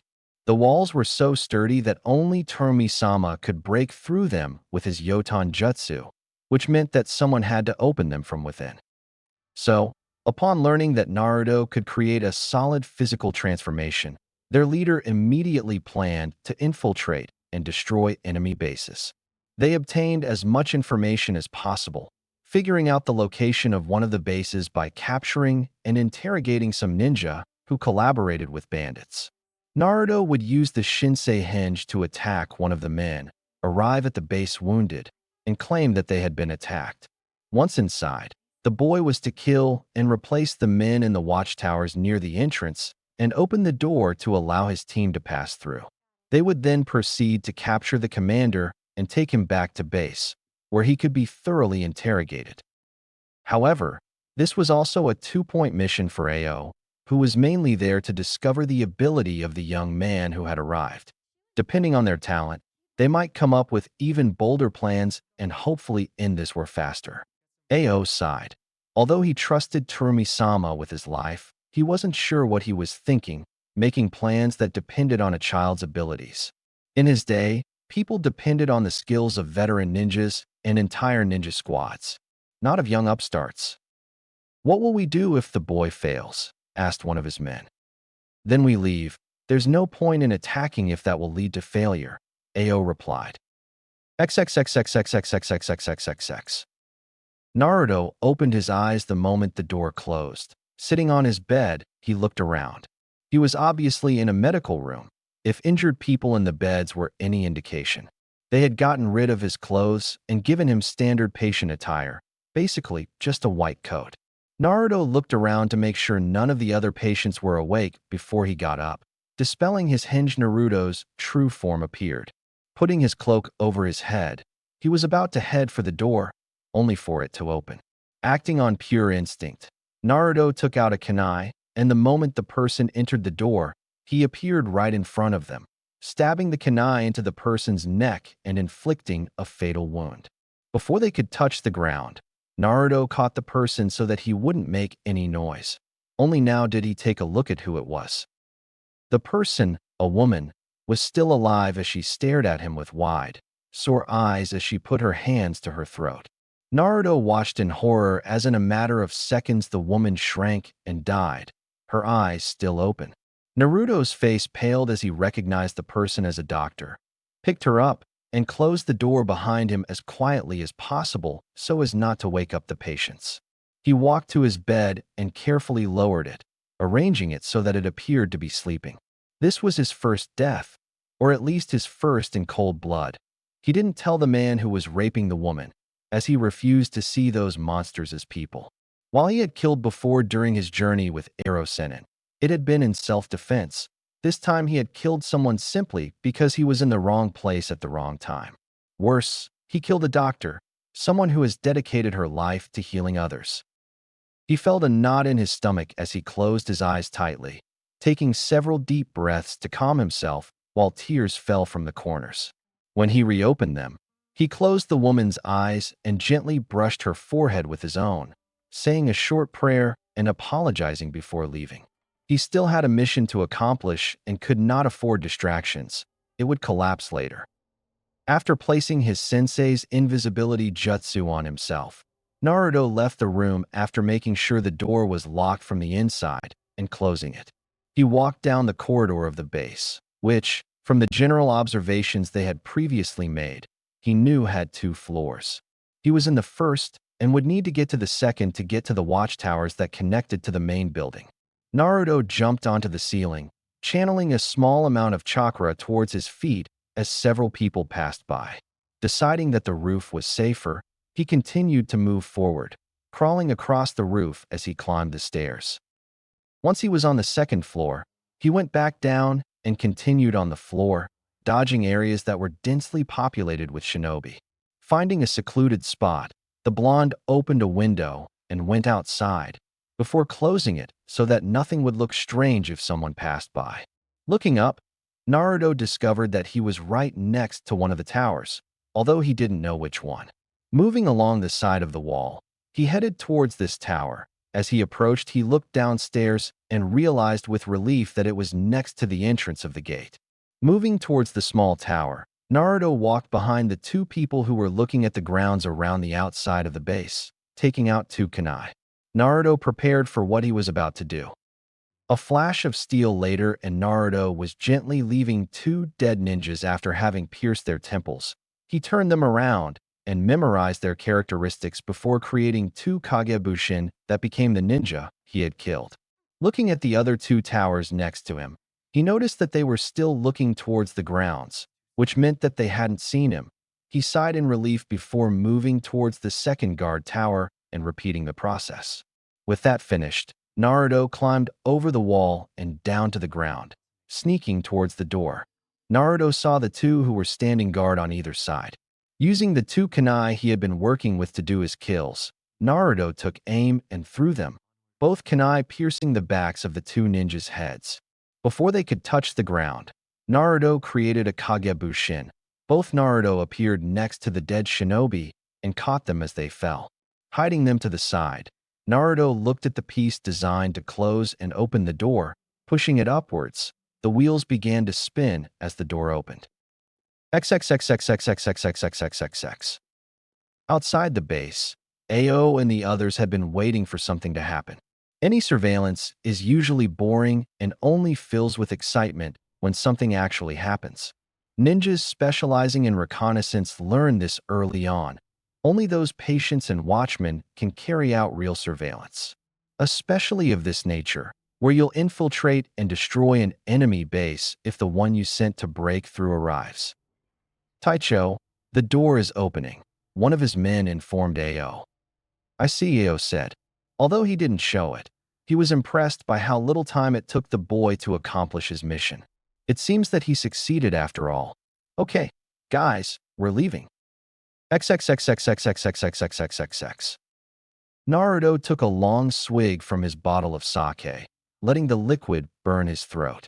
He put down the bottle and closed his eyes as he took several deep breaths, trying to calm his nerves after the mission. This had been one of his first missions above rank C.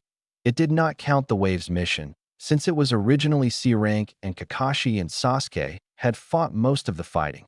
The only other mission above rank C was Yuki's, and he hadn't killed anyone then. Although the mission had gone smoothly, it had performed almost flawlessly afterwards. Ao's team, to which he would be assigned unless needed elsewhere, even toasted him upon his return. However, despite all the praise he received, his thoughts returned again and again to the woman he had killed early in the mission. Try as he might, he couldn't take away the look of pain and fear he had seen in his eyes as he died, which, of course, was the reason he was there.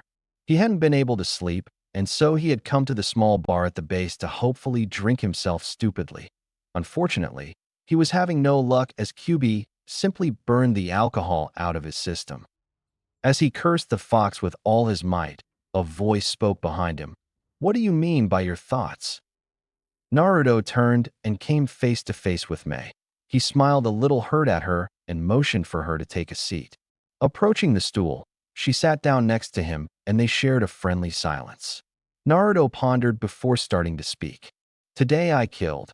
He looked at Mei and saw her looking at him with a raised eyebrow, surprised that a shinobi was bothered by this. Still, he was young, so maybe it was his first time. Normally this would not be a problem. I have killed before. Usually in self-defense or on the few times Ero-sensei and I run into bandit camps. Well, that's where that idea remained. Wait, Ero-sensei? Asked Mei with an amused smile. Naruto scratched the back of his neck with an embarrassed expression on his face. I'm sorry. I was referring to my sensei, Jiraiya. Mei's eyes widened in surprise. You mean Jiraiya? Of the three legendaries.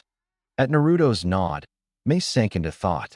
When she learned that Konoha would only send one person to help them, Mei, although she was not upset, because she did not expect much, she did feel disappointed.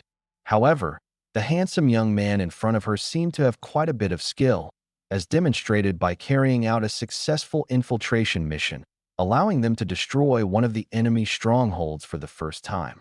They even managed to capture the commander of the base. He provided him with the location of other bases that he planned to infiltrate with the young blonde. Now he understood why he was so skilled, if Jiraiya had trained him. She looked at the blonde and saw that he was watching her curiously. She felt somewhat embarrassed for having been distracted. Excuse me, please continue. Naruto smiled gratefully. He didn't know why, but he felt comfortable in her presence, as if he could trust her. Naruto resumed his story. It was at the beginning of the mission, and just as I was about to sneak out of the infirmary, the door opened. I don't remember much, except that my instincts got the best of me. One moment I would get out of bed, and the next I would have a young woman in my arms scratching her throat. You looked into her eyes, didn't you? Mei asked, understanding the situation.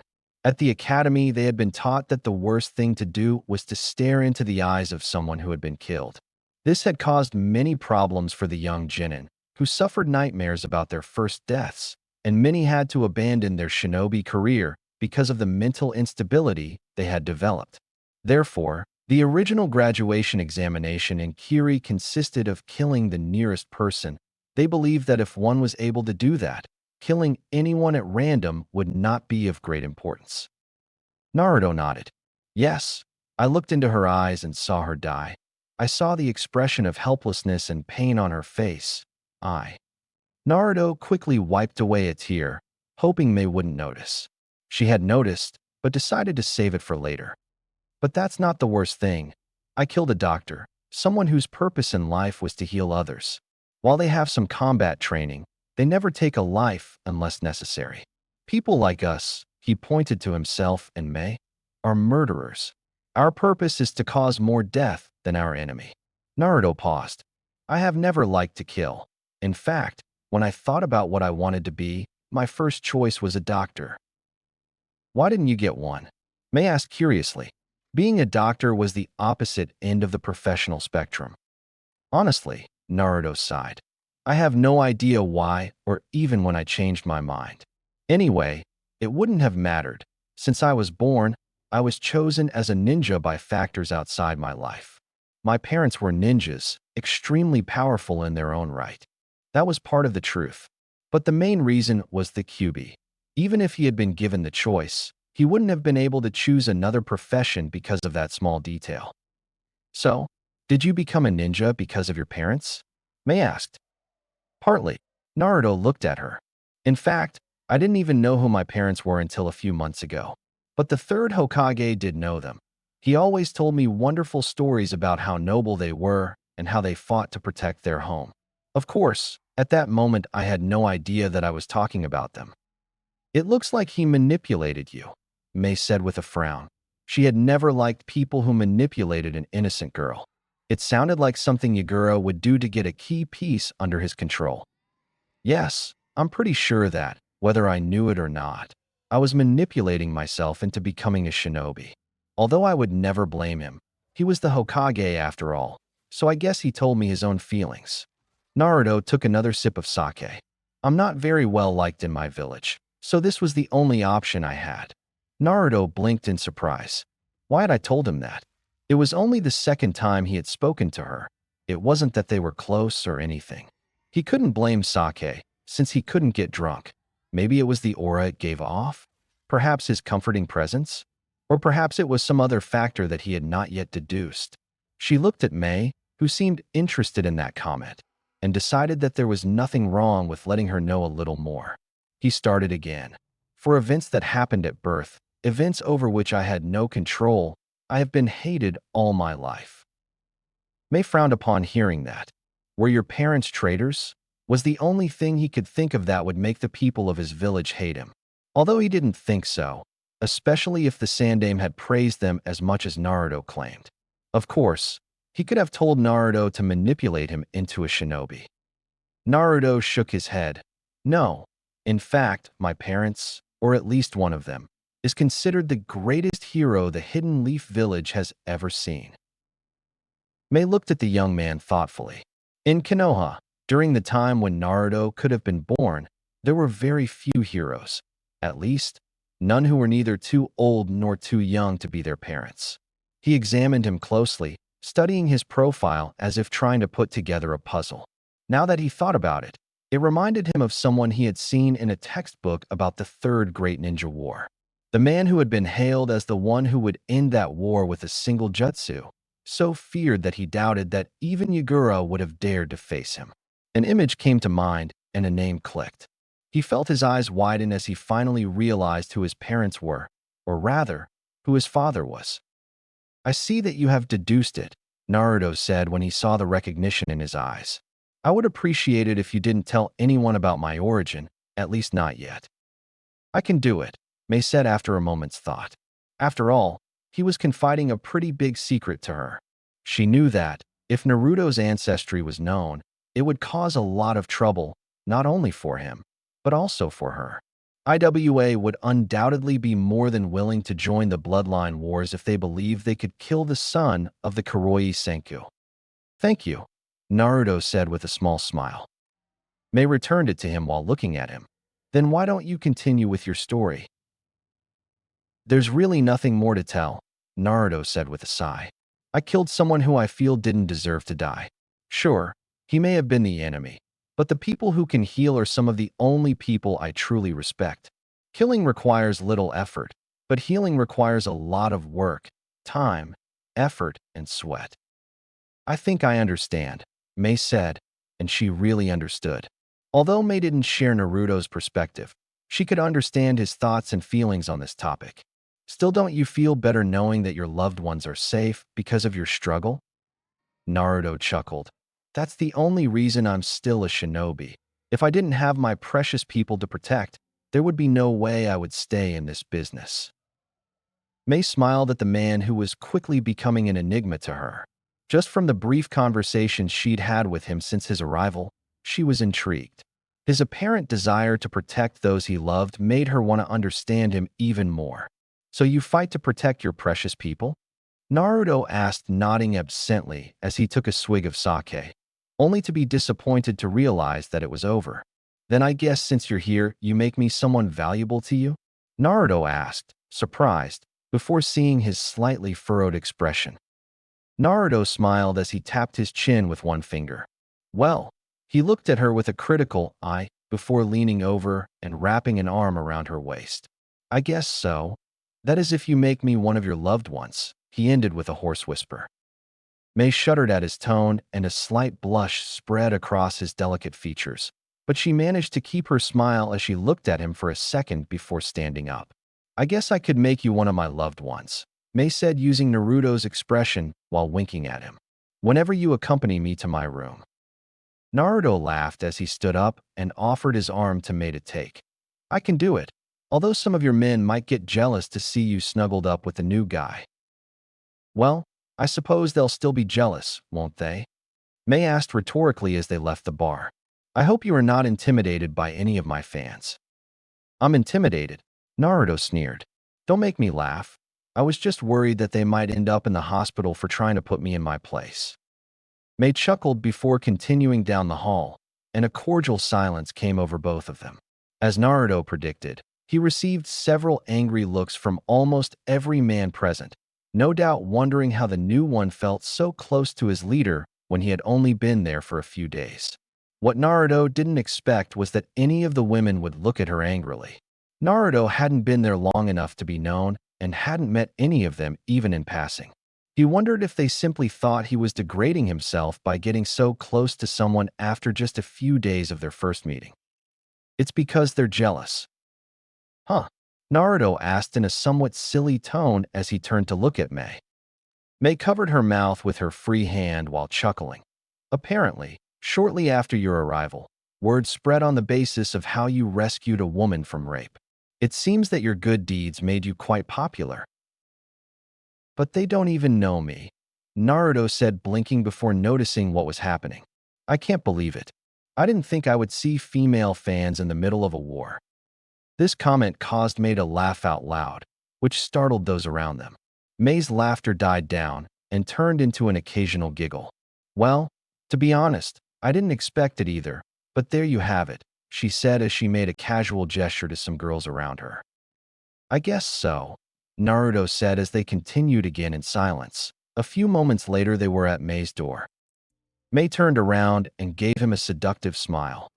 Thank you for accompanying me, kind sir. Naruto smiled at her while bowing exaggeratedly.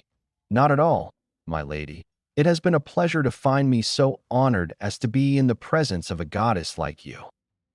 Lovely, Mei murmured, unable to contain her blush at the comment. That's what I am, Naruto said with an expression of false surprise. I just say what I think. Naruto took her hand and gave her a small kiss. Looking up, he was glad to see that Mei was blushing. He gave her one last smile. See you later, Mei-chan. Mei's blush intensified when she heard the affectionate suffix that Naruto added to her name. Mei-chan. I could get used to being called that. He looked over to where Naruto was heading down the hallway. Naruto Namikaze, you are a true enigma that I will enjoy deciphering. XXXXXXXXXXXX. Naruto looked around at the other people who had also been summoned to Mei's office. Two of them were unknown to him. They weren't frontline soldiers, so I had never fought by their side. I only knew that one was the head of the medical staff, and the other managed the supplies they obtained through various means. I also knew that, for some reason, the supply man didn't like me. The man was quite young, so Naruto guessed it was because of his close relationship with Mei. The man had once complained about Mei insisting that Naruto attend his meetings, and never did so again after Mei threatened to melt his testicles, something that Naruto would later discover that she could literally do. Ao was with them too. He and the ninja hunter had become close friends in the last 5 months that Naruto had been there. During that time, Naruto used to be with Ao's team and had participated in several infiltration and destruction missions. There was also Chojuro, a shy young man with blue hair, black eyes, and sharp shark-like teeth, a trait he shared with Zabuza and Kisame. He wore black-rimmed glasses connected to headphones. He wore a blue striped shirt with camouflage pants, and his high tier 8 hung over his chest. He carried a large sword on his back called Hiraishin, wrapped in bandages, just like Kisame with his. Naruto met him and joined him during one of his missions. They got along quite well. Naruto discovered that, despite being a member of the Kiri no Shino Bigatana Nananin-shu, Chojuro was extremely shy and insecure.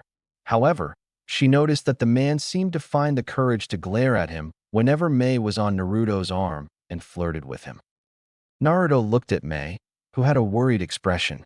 Naruto didn't understand why such a meeting had been called, as they met every Wednesday to listen to reports and plan. All I knew was that, apparently, it was important. This was probably new information that could bring trouble to the rebels. As you all know, we've dealt several heavy blows to the Mizukage forces recently. Mei began, capturing the attention of those present. It was true. In the past 5 months, they had managed to destroy 10 enemy strongholds, cutting off valuable trade routes and isolating enemy forces, allowing the lineage members to eliminate them. After the first mission Naruto participated in, they had continued to use the infiltration tactic with great success. While Naruto didn't take credit for the mission's success, he was happy to know that he was helping to end this violent war. However, it seems that, with our success, Yagura has decided that we have become a serious threat. I have received information that you have gathered your forces and that they will be heading to our base in a month to destroy us. The two who had not taken part in the fight paled at his words and began to murmur among themselves. A withering look from Mei immediately silenced them. That's why I'm planning an evacuation of the base. We are lucky that we were able to get this information fast enough to be able to evacuate the base without costing lives. So we're going to have to run away, huh? Ao asked with a little grumbling. In my time, when we had to face this type of confrontation. Ao, Mei interrupted in a cloying voice as one of her perfectly outlined eyebrows twitched. Shut up, or I'll kill you. Ao paled. I didn't mean to imply that. Naruto let out a stifled chuckle as he listened to the small talk. He had long since realized that this was a common occurrence among them. Mei used to get cranky when Ao started talking, especially since she always ended up making a comment that could easily be interpreted as a conversation about marriage. Mei had confessed to Naruto that she was somewhat depressed because she was going to turn 30 in a few years and had not yet found a husband. Naruto had simply laughed and told her that a woman as beautiful as her shouldn't worry about such things, as she would undoubtedly have the men at her feet as soon as the war was over. This had led to a small exchange of words between the two, something that had been repeated more frequently lately, especially when they were alone. Naruto had gotten much closer to the busty redhead. He wouldn't deny that he was possibly starting to fall in love with her. She was smart, strong, intelligent, beautiful, and seemed to have the same taste for flirtatious puns as he did. While Naruto would vehemently deny it to anyone who commented on it, traveling with Jiraiya had tainted him a bit. While Naruto would never look at a woman like Ero-sensei did, he always enjoyed making a woman blush, whether it was with a subtle or not-so-subtle compliment about her appearance or with a comment full of innuendo. Seeing a beautiful woman who seemed to enjoy the same as he was not only welcome because she kept things fun, but also because her conversations kept Naruto from having nightmares about the things he had done and seen in this war. "Mei-chan," Naruto said, catching his attention and provoking several reproachful looks from the others for calling Mei with a suffix that, in his eyes, was disrespectful. "Yes, Naruto-kun?" Mei asked, not caring about the looks of surprise and jealousy that they both received. "Honestly, I had thought that those people would already be used to that. I don't think it is necessary to evacuate. In fact, we could end the war here." Naruto's statement provoked shocked looks around him. It was extremely bold to claim that they could end the war right then and there. Despite numerous recent victories and having reduced about a third of Yagura's forces, they were still outnumbered by 3-1. "It's a very bold statement to make as Naruto," Mei said, omitting the suffix while adopting a completely serious tone. "I guess you have a plan." Naruto simply reached into the inside pocket of his cloak and left a large three-pointed kunai on the table. As the people around her wondered what that strange kunai was, Mei widened her eyes. "You mean?" "Yes," Naruto said in a firm voice. "It's time for the world to meet the Flash again." XXXXXXXXXXXX. Naruto looked across the plain trying to see if the enemy had arrived. As always in Mizu no Kuni, the area was extremely foggy, giving everyone very little visibility. Looking to his right and left, Naruto saw several people who were lining up kunai launchers. If he looked behind him, he knew that he would see people doing the same. He noticed that most of the people who were preparing them were looking curiously at the strange three-pronged kunai, probably wondering what it was and how it could be used to end the war. Naruto and Mei had refused to say anything, and the only person the blonde was sure he knew what was going to happen was Ao, who had more knowledge than most of the people in Mizu due to his travels. Because of how isolated Mizu no Kuni was, most of the people who lived there didn't have much information about the world outside of their country. All these people knew was that their job was to throw the kunai. "Are you sure you want to go ahead with this?" Naruto smiled as he closed his eyes. He knew that she had been there for a long time and had already gotten used to his presence. He allowed himself to enjoy their company a little longer before replying. "Yes, this war has gone on too long." Naruto turned to look at the generous busted redhead and smiled at her. "It would be selfish of me not to use one of my abilities just to keep my secret a secret." Mei smiled at Naruto. Despite the war he had lived through, Naruto still retained a strong sense of justice. He didn't know when it had happened, but at some point, Naruto had set a personal goal to end the bloodshed on Kiri. Perhaps it had always been like this, and that is why I had not noticed it. Maybe when he arrived and saw how hard life was there, he decided to help. She couldn't be sure, and, to be honest with herself, she didn't care. Just knowing that this young man who had literally changed the course of the war was with her was enough for her. "Thank you," he said in a voice so low that even Naruto's sharp hearing almost blocked him from hearing it. Naruto raised his head towards him. In recent months, Naruto had had a growth spurt and was now 1.75 m tall, almost a head taller than Mei. "You don't have to thank me. Even if Konoha asked me to come back right now, I would stay to help you finish this." Mei's faint smile turned into a sensual smile as she shortened the distance between them. Such heroic nature deserves a proper reward, don't you think?" He began to draw circles on his clothes, which were missing the typical hooded cloak he used to wear on missions, allowing Mei to feel the rock-hard muscles that the young man had. Naruto smiled more boldly than usual, wrapping an arm around her waist and pulling her towards him in a hug, thus merging into one body. "If you insist," Naruto said in a hoarse and deep voice. "I remember reading that Mizu had great hot springs. Perhaps we can check if they still exist." "Wow, how daring you are, Naruto-kun," Mei said, putting a hand to her face to hide the blush that had spread to her cheeks. "I can't believe it.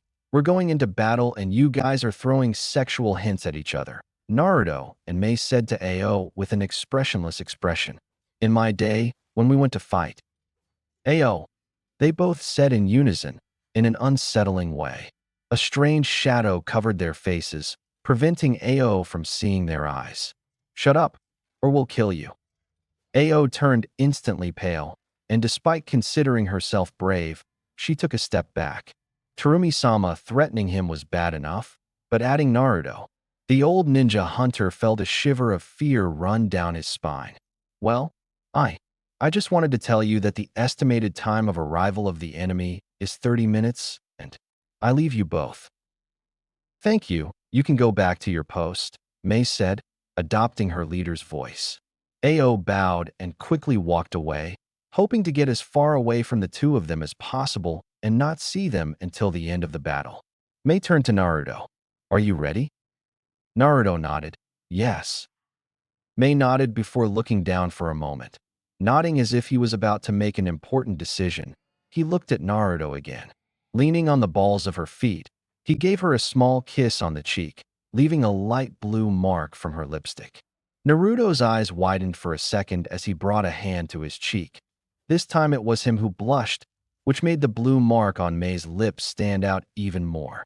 That was to get you lucky, Mei told him with a sincere smile, and to make sure you come back. Naruto's face slowly regained its natural tan color as he smiled. Do they give me another one if I come back alive? Mei struck a thoughtful pose. If you come back alive, I'll give you something even better. Maybe that trip to the hot springs you wanted. Determined to end the conversation in a light tone, Mei winked at him and left. Naruto turned to observe the preparations with a wide smile. Despite knowing that he would have to kill that day, that kiss had brightened his day. He channeled chakra into his eyes to slightly improve his vision in hopes of dispelling the dense fog. He sighed at not being able to get through it, which meant he would have to wait until they were close enough to see them. He took a deep breath, remaining calm.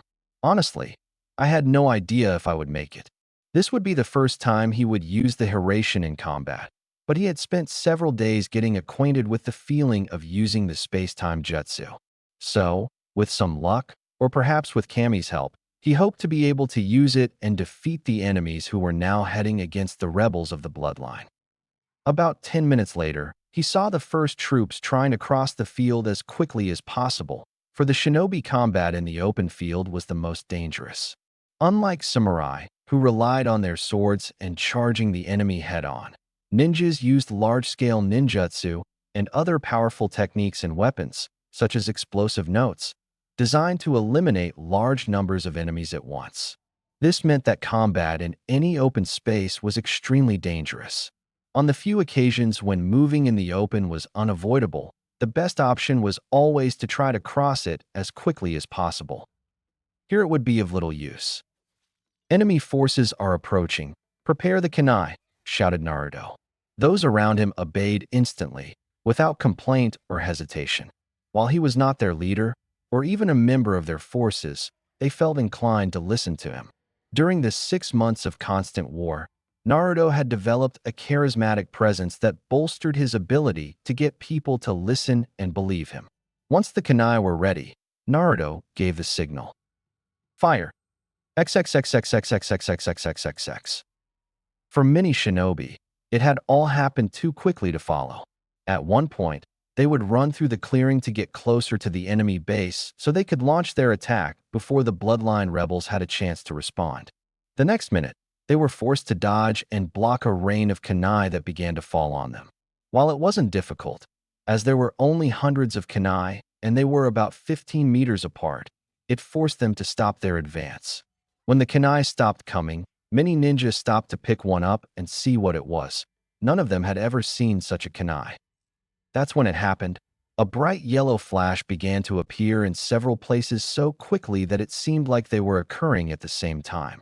Each time the flash disappeared, between 10 and 20 ninjas would fall, before disappearing again and starting to attack another area. The enemy had no idea what was happening, and no time to comprehend their untimely defeat as their forces were dismantled. Naruto appeared in front of a man who had grabbed one of the kunai, throwing a Rasengan into the man's stomach. Naruto grabbed the kunai and put it in his bag before reappearing. Appearing behind a woman, he struck her on the back of the head, before passing another man and smashing his fist in the face with such force that he sent him flying. Said man was unconscious before falling to the ground. Whenever Naruto appeared, He made sure to grab the kunai while knocking out or killing the enemy. There was no point in letting others grab it, as they wouldn't be able to use it anyway. Naruto found the experience of moving from one place to another using the Hiraishin somewhat disconcerting. No one except Minato and now Naruto really knew how Jutsu worked or what it did. In what Naruto was beginning to call the Flash, it slowed down the perception of time, allowing him to make decisions in a matter of milliseconds, making it an extremely powerful technique.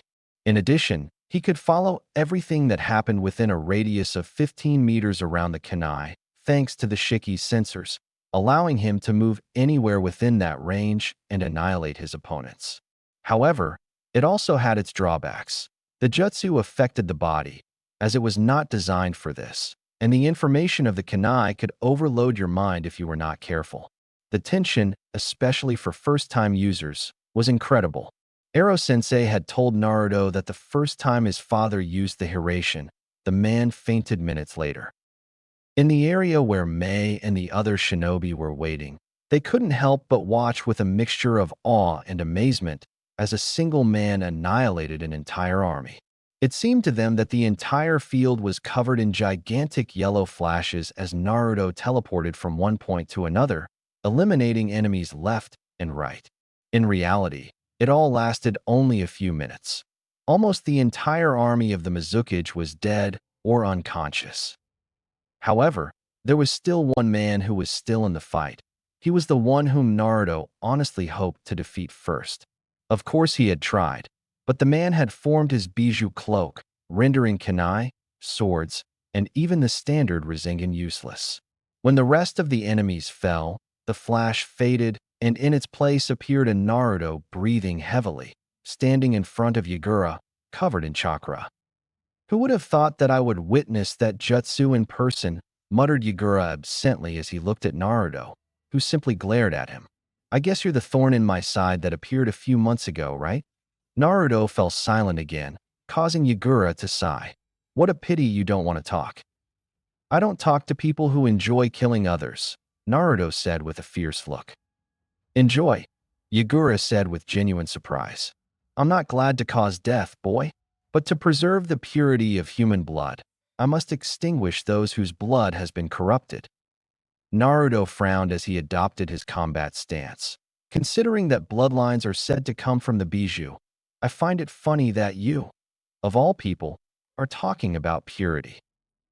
Enough talk, Yagura exclaimed with a withering look, apparently affected by Naruto's comment. I'm going to enjoy closing that mouth forever. You're welcome to try. The two disappeared in an instant, and a rumble echoed throughout the clearing. XXXXXXXXXXXX. Mei felt her eyes widen as she watched the new battle that was beginning to unfold. Just when it seemed that Naruto had won the war, a new threat appeared, and in the worst possible form. The information received did not mention Yagura going to the battlefield, although, in hindsight, he assumed that it made sense if most of his forces went into battle. Now Naruto was fighting a Kaga-level ninja, who was also a Jinchuriki and was said to have complete control over his bijou. Things did not look good. Oh, Mei exclaimed, drawing the man to her side immediately. I want you to gather your forces and verify who is still alive on the battlefield. Knowing Naruto, most of you are probably just unconscious. Capture them so that we can later determine who the criminals are. Ao bowed. Of course, Terumi-sama. If I may ask, where are you? I'm going to help Naruto, Mei replied as she began to run towards the battle that was now taking place. XXXXXXXXXXXX. Naruto grunted as he received a blow that shattered his ribs. Honestly, I had never felt such a strong blow. Sure, he had only fought another Jinchuriki, but Gaara had only managed to transform into a giant tanuki. Naruto stood up and began to make several hand signs. Raitun John, lightning's release, false darkness. A large bolt of lightning shot out of Naruto's mouth and pierced the landscape as he headed towards Yagura. The attack hit hard, and Naruto waited for the dust to clear before making his next move. As he did so, Naruto cursed for not seeing a scratch on the man. Apparently, having full control over your bijou as shown here, came with serious advantages. Yagura attacked Naruto again, standing in front of him in the blink of an eye, and landed a punch powerful enough to rip off his head. Luckily, Naruto had trained hard to fight at high speed and dodged the blow, tilting his head to the side as he crouched. A Rasengan appeared in both hands before digging it into the Mizuki's stomach and chest. It seemed to have an effect, as Naruto was able to inject more chakra into him than when he used the Hiraishin. A scream ran through the hooded Sanbai Jinchuriki's throat as the muscles in his stomach and chest were partially torn off before he flew off. The man managed to stand up and looked at Naruto with a growl. Naruto grimaced as he saw that the man's muscles and flesh were almost finished healing. He wondered if that was how others would feel when he had just healed any wounds he received. Oh, I can foresee it. This is going to be fun. The three tails waving behind Yagura suddenly rose to the front as the man opened his mouth, concentrating a large amount of chakra between them. Naruto was curious for a moment, wondering what Yagura was doing. Such an amount of demonic chakra would kill anyone, including him. The Mizuki gobbled up the condensed chakra matter, becoming extremely heavy and causing the earth it was walking on to crack. Sambaiko Amari, menacing three-tailed ball. Shit, cursed Naruto as he was attacked by a large burst of pure energy. Naruto threw one of the Hiraishin kunai he had collected during his fight. Just as the attack was about to hit, Naruto quickly moved away, catching the kunai before it fell to the ground. Naruto looked at where he had been, where the attack had occurred, and saw that he had dug a 15-meter diameter trench at the site, which seemed to stretch for miles. Naruto was glad that he had been on the opposite side of the rebels, or they would have been annihilated. I'm starting to hate that jutsu. Naruto turned to look at Yagura with his gaze. Without deigning to speak, Naruto resumed his combat stance. Yagura chuckled before attacking him with full force, channeling the Kyuubi's chakra into his fist. Naruto began to take the man blow by blow as the fight continued. Unfortunately, Yagura could use more tails than Naruto, who could only use one, and the blows began to hurt. However, Naruto couldn't do much. The jutsu were mostly useless. The only thing that worked was the Rasengan, and Naruto, even if he hadn't used much chakra, couldn't create many more. The strain of using the Hiraishin so much today, without being well trained in it, had taken its toll on him. Naruto ducked to dodge a blow thrown at him, before being forced out of the reach of one of the men's tail. As Yagura threw another punch at the blonde, Naruto dodged the attack by grabbing his arm and bringing him to his knees. It didn't seem to have any effect, as the man got up and began to attack him with more fury. Naruto dodged another punch, but his feet were swept away. The blonde managed to roll to the left just in time to dodge another punch from Yagura that shattered the earth, propelling himself. Naruto shot towards his opponent, appearing in front of Yagura before throwing another larger Rasengan at him. Oedoma Rasengan. Great Ball Rasengan. There was a huge explosion and Yagura flew off, rolling on the ground several times before coming to a stop. Naruto hunched over, panting, as the man stood up. He noticed that the wounds, as they healed, were more extensive. Naruto cursed. He needed to use a stronger jutsu. If only he had some way to distract his opponent Jinchuriki, he could use that jutsu. Yotan, Bala de Lava. Several bullets of decaying magma fired at Yagura, striking him and causing him to stumble forward as he screamed in pain from the lava melting the skin on his back. Naruto looked around and saw Mai Terumi rushing towards him with a worried but determined expression. Unfortunately, the blonde also noticed that Yagura was watching her. Naruto and Yagura suddenly disappeared. Mai was thrown aside as Naruto pulled her away from Yagura. Dodging a punch, Naruto threw another Rasengan at his opponent, wincing in pain as he felt the impact on his arms, which dug into his opponent's ribs. As Yagura was thrown away, Naruto ran towards Mai. "Are you okay?" he asked, offering her hand. "I think I should be the one to ask that," Mai said as she accepted the help. "I hope you have a plan to beat it because I can't think of anything." "Maybe," Naruto sighed. "How long? Can you contain it?" 10 minutes at most, Mei said, looking over where Yagura was getting up. That should be more than enough. Be careful when you fight him. I will, Mei said as she charged toward Yagura and began making hand stamps. Futton, expert mist. Expert mist of boiling release. As Mei threw the Yotan and Futton jutsu at Yagura, making sure to keep her distance, Naruto created a clone. Reaching out, Naruto formed a Rasengan. The clone began to channel wind chakra into the maelstrom of destruction. I'm only going to get one chance. I have to take it. The Rasengan turned pure white as four prongs swirled around its outer edge appeared, making the jutsu look like a four-pronged shuriken. A loud screech echoed through the air as the jutsu was completed. He looked at Mei, who had several bruises, but overall looked fine. Mei, quitate del camino. Mei jumped away from Yagura as Naruto channeled a concentrated dose of chakra towards his feet, shooting with such force that the landscape literally bent and cracked as Naruto kicked. Speeding towards Yagura, Naruto stretched out his hand. Futon, Raisin Shuriken, Liberación de Viento, Shuriken de Bola Espiral. Yagura didn't have time to react when the jutsu hit him head-on, tearing the bijuu's cloak like paper as it was lifted into the air.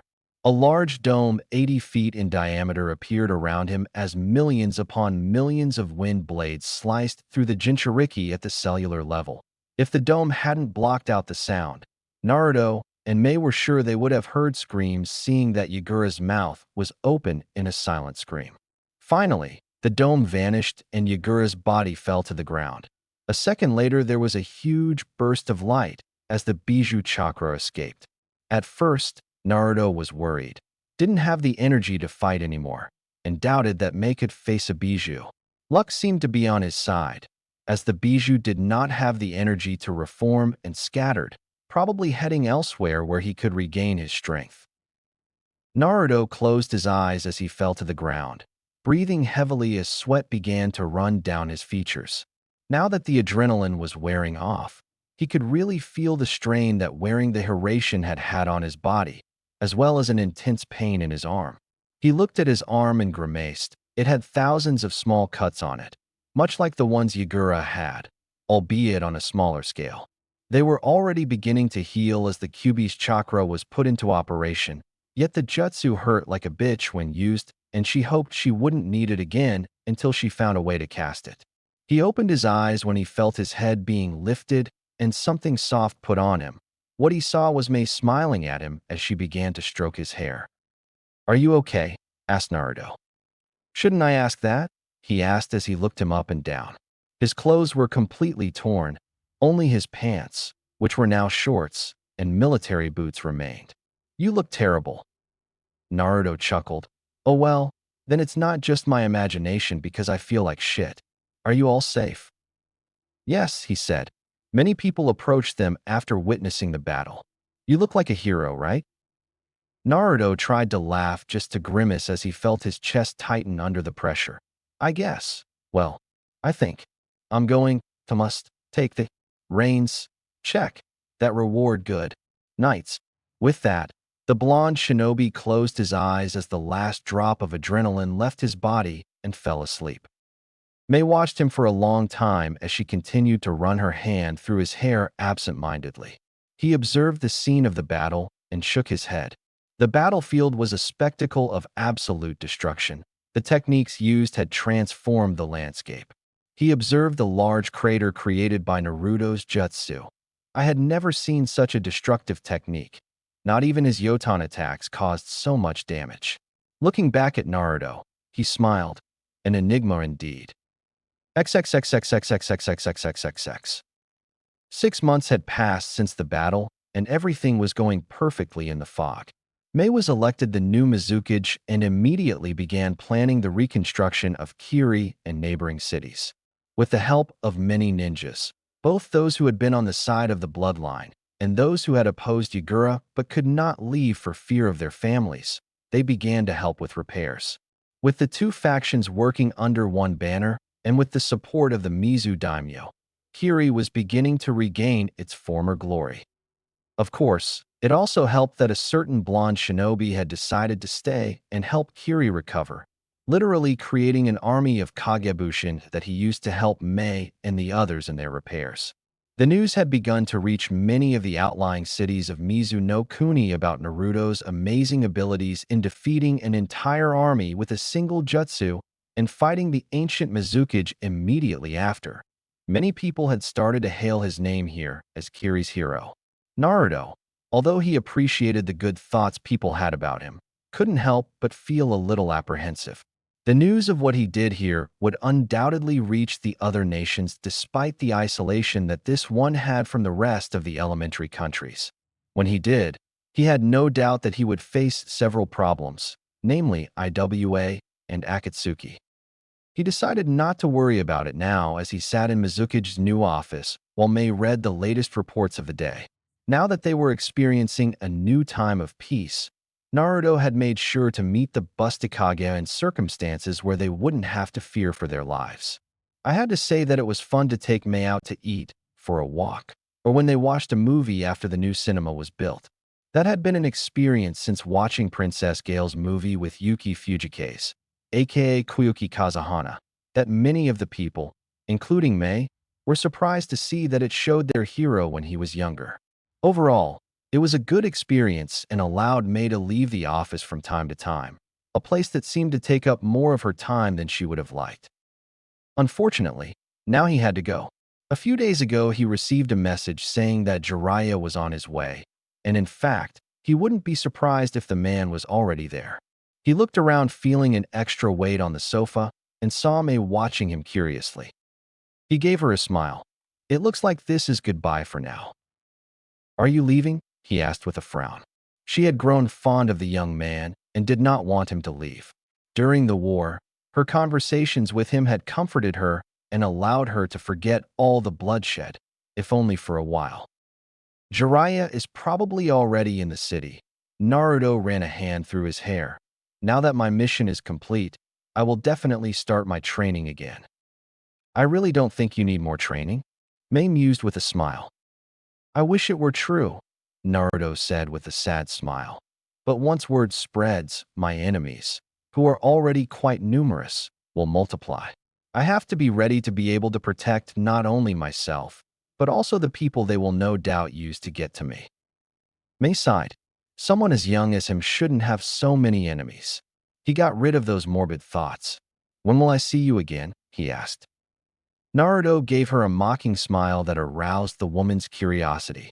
Reaching into his cloak, the blonde pulled out a three-pointed kunai and handed it to him. We can see each other whenever we want, Naruto began, with a smile that widened. Just make sure it's once every 2 weeks, barring emergencies. That way I'll make sure to go whenever you call me. Mei smiled as she closed her hand on the kunai. Thank you. Mom, you don't have to thank me. He began with a smile before feigning sadness. You'd be so surprised if we didn't see each other, she said between sobs as she wiped away a fake tear. Mei's smile transformed into a sensual grimace. Oh, maybe you might be interested in staying so that we never separate? You know we never tasted those hot springs together. Naruto chuckled. Part of me really wants to stay, but we both know I can't. Still, I have 2 more things I want to give you. Oh, and what is that? MPH. Mei fell silent as Naruto kissed them passionately. He closed his eyes slowly as he wrapped his arms around Naruto's neck. Naruto, in turn, wrapped his around her waist, sitting her on his lap. When Mei opened her mouth to moan, Naruto instinctively stuck his tongue in her mouth, increasing the volume and frequency of Mei's moans. One of Mei's hands landed on Naruto's hair as Naruto's hands began to rub his thighs from top to bottom. When they finally separated, they were both breathing heavily and blushing. Wow, was all Mei could think of saying after the kiss. Oh yes, Naruto said, laughing before kissing her again. XXXXXXXXXXXX. Brat ready. Naruto looked up and saw Jiraiya standing at Kiri's entrance, his arms crossed and a sneer on his face. You can bet it, Ero-sensei, Naruto said as he passed by the man. Jiraiya soon caught up with Naruto and looked at him. You know you're the talk of the whole country. Yes, I know, Naruto said, with the feeling that he knew where this was going. You talk about defeating an entire army with a single jutsu, Jiraiya continued. Yes, Ero-sensei. I used the Hiraishin to defeat the Mizuki's forces, Naruto said, looking at his sensei irritably. You know this can turn against you, right? Naruto sighed. I know, but I couldn't sit idly by. Those people needed my help. Jiraiya was torn between concern and admiration. After all, his apprentice had just won a war and had become a hero. You're just like your father. Do you know that, brat? He asked with a smile, deciding to leave proudly. Always thinking of others before yourself, with such a selfless attitude. I'll take it as a compliment, Naruto said with a smile. They continued walking in comfortable silence for a while before Jiraiya spoke again. By the way, good job conquering the beautiful Mizuki. I'm impressed. Naruto stopped in his tracks for a second, forcing Jiraiya to stop and turn towards him. It was supposed to be a private moment between Mei-chan and me, Ero-sensei. Jiraiya shuddered at the sound of that voice, for he had heard it before from another blonde when he tried to spy on Kushina. The beating he received for that was almost worse than the time he was about to die for spying on Tsunade. He quickly began to back away, staggering at the furious blonde as he raised his hands in front of his face in defense. Now listen, Naruto, I dash. Oh, Adoma Rasengan. Great review ball. Boom. XXXXXXXXXXXX. Meanwhile, in the Mizuki's office, Mei was sitting in her chair, gazing at the village with a big smile, recalling her brief love affair with Naruto. She hoped that when he visited her, they would be able to repeat it. Maybe when I get back we can go to those hot springs and have fun in a different way, he thought, blushing. As she moved in her seat, she noticed something falling off her dress. When he picked it up, he recognized a letter. He opened it, put it down on his desk, and began to read. Query to Mei-chan. During the time we've been together, I feel like we've become closer than we usually do, and I'd like to start a relationship with you. However, before we can do that, there are several things you need to know. At the end of this letter is a security seal with information that I consider important for our future. Inside this seal is the information I want to give you. See Article D, Clause 36. Love. Naruto. Mei smiled at the warmth Naruto's letter woke up in her and couldn't help but be curious about what he wanted her to know. He opened the seal of containment, picked up a book, and read the title, Letter and Laws of the Konoha Clan. Blinking in surprise as she read the title, she shrugged before looking for the section Naruto wanted her to read. Boom. Mei looked up in a start as a loud explosion shook the building. He saw a large sphere of energy that he recognized from Naruto's fight with Yagura. Assuming that Naruto-sensei had just done something perverted, he shrugged his shoulders as if nothing had happened and went back to the law book he was reading. Chapter 3. Kitsune, Nico, and Rapper. It was a calm day in Konoha village as the sun began to set. Tsunade watched the buildings from her office in Hokage Tower while quietly drinking sake. It was one of the rare times when he had actually finished his paperwork, instead of just putting it aside to get drunk until he lost consciousness. Looking out the window, he couldn't help but wonder how Naruto was doing. The last time he heard from Jiraiya, by summoning toads, was about a month ago, and he simply told him that he was fine and that he was still alive. It had been almost a year since Jiraiya convinced her that her son/brother/grandson needed to learn about the harsh realities of war and gain real-life experience, leading her, reluctantly, to assign Naruto a mission that she originally planned to discard. I hoped he was okay. If she had been injured or killed in Kiri, she would never forgive herself for allowing Jiraiya to convince her to send the blonde there. Of course, if she found out that happened, she would give Jiraiya a reason to regret convincing her to send Naruto as well. A knock on the door interrupted his thoughts. Go ahead, he shouted. The door opened, and Shizune appeared with a scroll. He walked over and left it on the desk for Tsunade. It's a message from Kirigakure, Shizune said bluntly. The young woman did not know the reason for the message to Konoha, since they were immersed in a civil war, but she assumed that it was a request for help. Tsunade hadn't told anyone that she had, in fact, sent them help when they first made their request. Everyone had assumed that he had simply rejected the mission because of his foreign policy. Tsunade snatched the scroll from the desk as soon as her assistant finished speaking and unrolled it. "Thank you, Shizune," he said as he began to read. Shizune, curious, preferred not to ask, bowed and left, closing the door behind her with a loud click. Tsunade continued reading as the sun set. When he finished, he leaned back in his chair with an expression of amazement. He had just received a message from the new Mizukage, Mei Terumi. Apparently, the war was over and Mei claimed that it was thanks to Naruto. Sure, considering what I was reading. That little brat, Tsunade said with a smile as he turned to look at the village. Looks like I'll have to call a council meeting soon. XXXXXXXXXXXX. Is this information correct? Yes, Danzo-sama, said a kneeling figure. Both the reports of our spies in Kiri and the comments among the ranks of their shinobi have confirmed this. Danzo Shimura frowned as he tried to decide what to do with that information. He had always been a very shrewd and intelligent man, even becoming a candidate for Hokage thanks to his talent. Though Hiruzen Sarutobi had snatched the position from him, Danzo had always been an influential figure in the shadows, helping to manipulate events so that the village of Konoha remained safe from its enemies. His root program was a case in point, originally created by the Nidaime Hokage to carry out clandestine missions and train young shinobi into tools. Danzo was capable of using any tactic, no matter how mean, in order to protect his home, accepting missions that Tsunade and the other Hokage would have refused. Of course, he refused to remain in the shadows forever. He had already hatched a plan to become the next Hokage.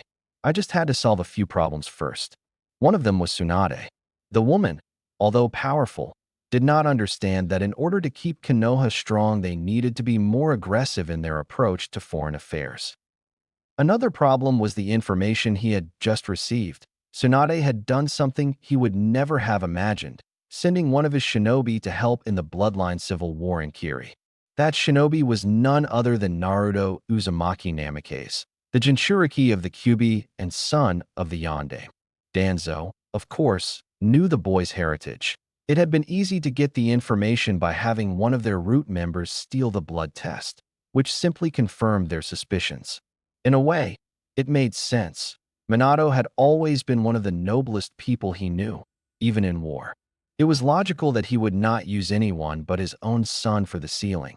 He was undoubtedly a man Danzo respected, even if he did not share his permissive policies. The problem Danzo now had was the information that Naruto had been responsible for the victory of the Kiri lineage clans. But while that in itself wasn't a big deal, the fact that the boy had apparently been able to recreate the Hiraishin was. Danzo had spent a lot of time plotting and planning for the day when the roots of Konoha could rule. This boy, with the power he was acquiring, could be a major obstacle to his plans. Of course, it could also be a great advantage. Danzo thought as he looked for a way to subdue the blonde. If he managed to control it, his plans would be much easier to carry out. I would wait for the right moment. The boy was supposed to return in 2 years, and by then Danzo would begin acting. The one-eyed man looked at his subordinate, who was still kneeling. I want the boy's progress to be monitored and weekly reports sent to me. Do it. Hi Danzo-sama. XXXXXXXXXXXX. Stop. Naruto and Jiraiya stopped when one of Volt's shinobi came in front of them.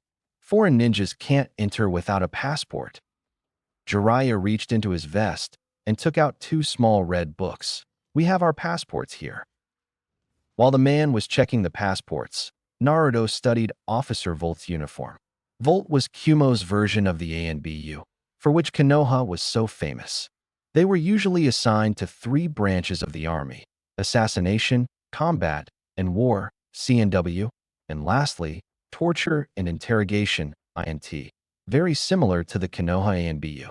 His attire was also very similar to that of the ANBU, with the difference being that the color of his vest was white instead of black. The Volt officer nodded. All right, everything seems to be in order. Try not to cause problems and enjoy your stay at Kumo." Jiraiya nodded, and the two of them walked through the gates and headed for the village. Naruto used the walking time to look around and study Kumo's design. Like all hidden villages, Kumo hadn't strayed far from the original design that all great shinobi nations possess, which were created during the founding of hidden villages during the First Great War. Unlike Konoha, however, Kumo had not demilitarized like many of the others after World War III. This was evident when Naruto looked at most of the people who were wandering around.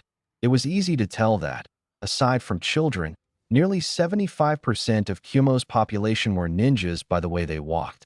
Their gait was much more elegant than those of civilians. It was also the only place where Naruto had seen people with such dark skin. Kumo had a long history of trying to gain an advantage over other hidden villages. During the Second and First Shinobi Wars, Kumo attempted to kidnap several people with special abilities. Naruto knew that, after the Third War, Hinata suffered a kidnapping attempt, resulting in the death of Hisashi Hyuga, the clan leader's brother. Fortunately, following that disaster, the Third Raikage lost much of his power due to the people's discontent with his rule, leading to the Fourth Raikage, taking his place. He didn't know much about the Raikage, except that he apparently didn't care about bloodlines and respected strength. At least that's what he heard about Jiraiya's spy network. They went to a large stone tower, located in the center of the village. Naruto easily recognized it as the Raikage Tower because of its resemblance to the Hokage Tower in Konoha, except that it was made of stone and concrete. Upon entering, Naruto followed Jiraiya to the upper floor, where the man stopped in front of a desk. The seated woman looked up at the white-haired Sannin. "Can I help you?" she asked. Jiraiya smiled. "Yes, I think we have a date with the Raikage." "Name?" "Jiraiya." The woman went through her notebook looking for the name and finally found it. Nodding his head, he went to the door and called, "Raikage-sama, Jiraiya is here. Send it." The woman opened the door when Jiraiya and Naruto entered, but not before Sannin Toad winked at the young woman, which she ignored as she returned to her desk. Naruto took a look at the room and noticed that it was quite bland. There was nothing that really caught his attention, except for the few posters with weights. "Ah, Jiraiya-sama, I was waiting for you." Naruto turned his attention to see a rather large man getting up from behind the desk with what looked like a dumbbell in his hand, which quickly fell off, causing several cracks in the stone floor. It was a very large, muscular man with slicked-back white hair and a small mustache. He wore his shirtless Kage hat and robe underneath, allowing others to see his Hulk physique, each doll having a gold bracelet with protrusions sticking out of them. It was easy for Naruto to say that the man was a taijutsu specialist, one who likely used his large body to crush and dominate his enemies. "And this is Naruto." Naruto blinked as he turned his attention back to the conversation that was apparently unfolding. He looked at the Raikage with his unwavering blue eyes as the man watched. For a moment, the Raikage would have sworn that it was another blonde with spiky hair who was looking at him with those same eyes. There had only been one man with Naruto's gaze. The resemblance is also uncanny. I wonder if... He pushed those thoughts out of his mind. After a few moments, he smiled. "It's nice to meet you, boy." The Raikage held out his hand, which Naruto took without hesitation. Naruto soon discovered that the man was holding him very tightly. Deciding that he would not let himself be defeated, Naruto used his own strength, which he had developed along with his speed, and squeezed the Raikage's hand so tightly that it showed him that he also possessed great physical prowess, even if it was not noticeable. "Nice to meet you too, Raikage Dano," Naruto said with a fierce smile.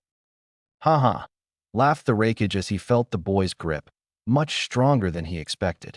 "I like you, kid. You have a firm grip. That shows your strength." Naruto smiled. "I've always been told that I have more strength than brains. Besides, who needs to think when you can smash an enemy shinobi against a wall?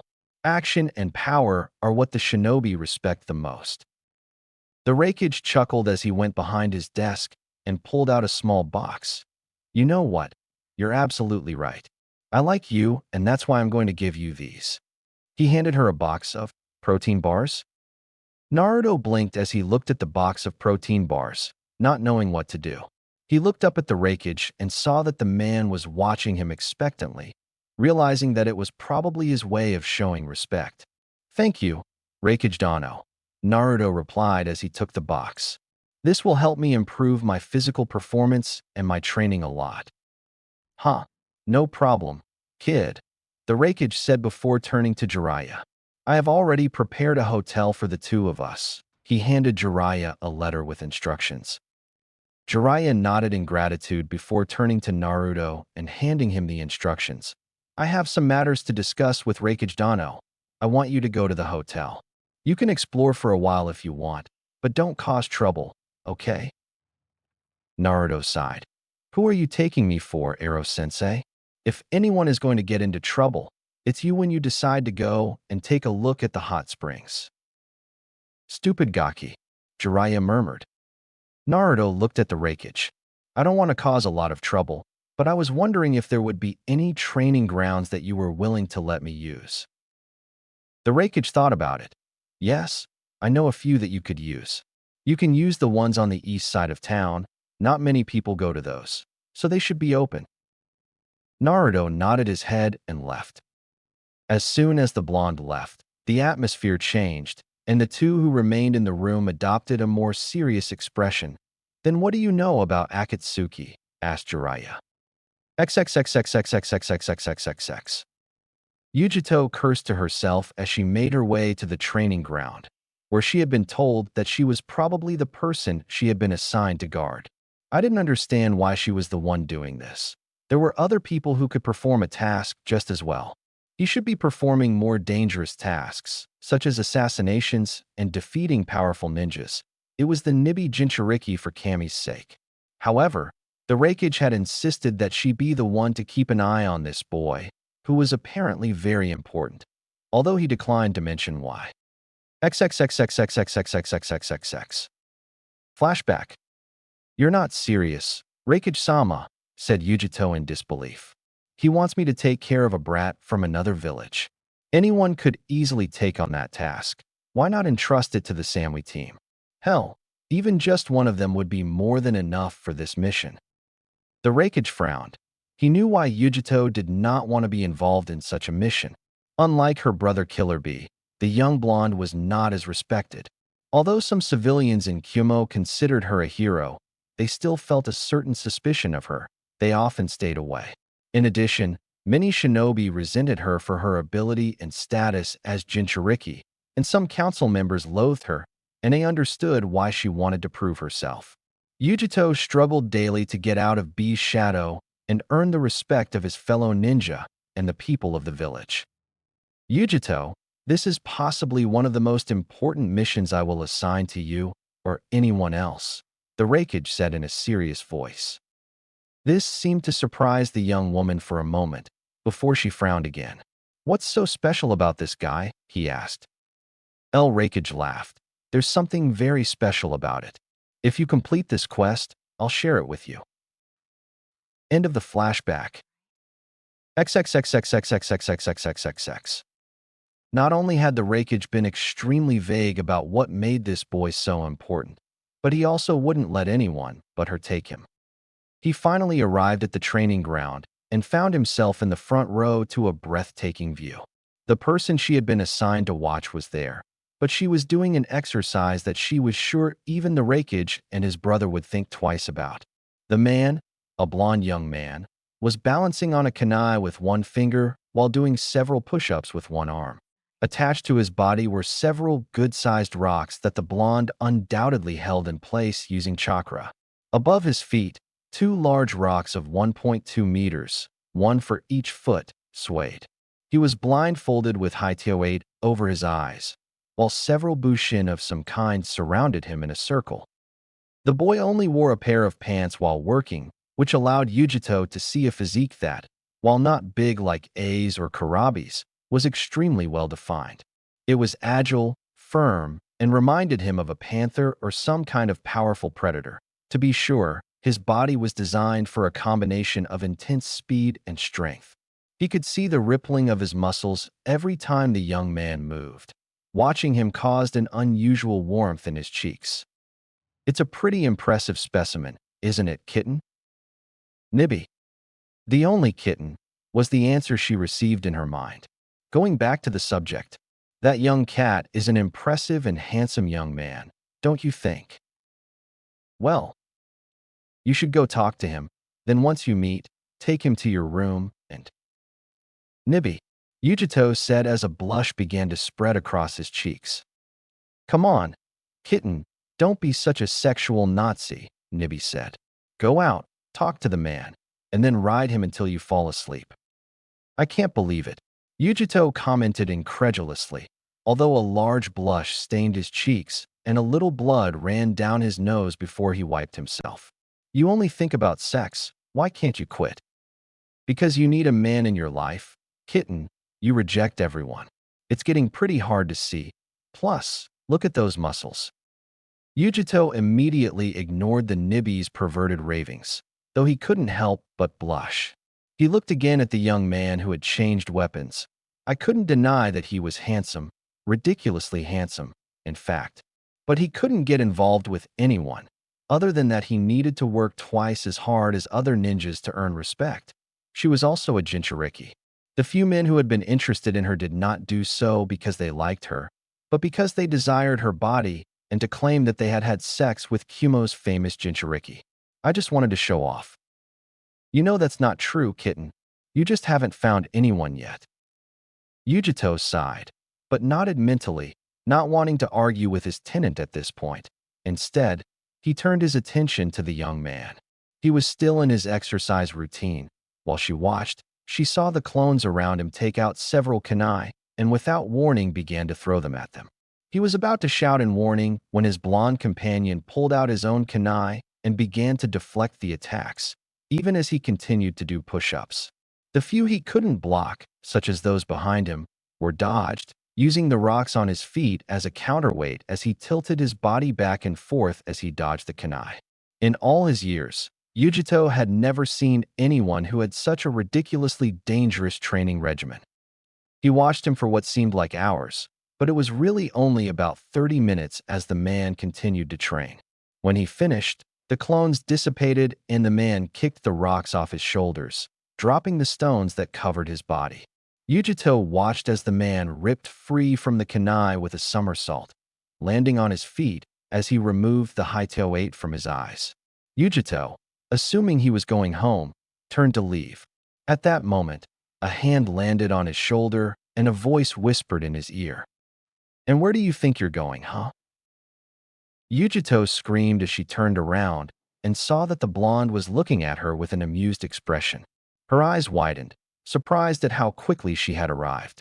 Not a second had passed since he turned. That speed was something I had never seen in anyone. Seeing that she was not going to answer, Naruto stopped for a moment to observe the young woman. He held back a whistle as he admired its beauty. She might even rival Mei. He estimated that he was between 25 and 30 years old and exuded the aura of any serious ninja. Her hair was blonde, much like his, though instead of the golden blonde that the sun gave her, hers was a pale hue, closer to that of the Yamanaka clan. He wore it in a long ponytail that reached to his waist, and his high tier 8 held his head, preventing the bangs from falling over his eyes and face. He was wearing a black short-sleeved t-shirt with a purple piece, which looked like armor, covering from his stomach to the middle of his chest. She wore standard black shinobi pants, a violet bandana crossed over her hips, and black shinobi sandals. Her body was the kind he was beginning to suspect was common among strong kunoichi, slender and agile, with a grace that, curiously, reminded him of that of a cat. Even so, it retained generous curves. Her legs were strong and slender, with well-defined muscles that, however, were still feminine.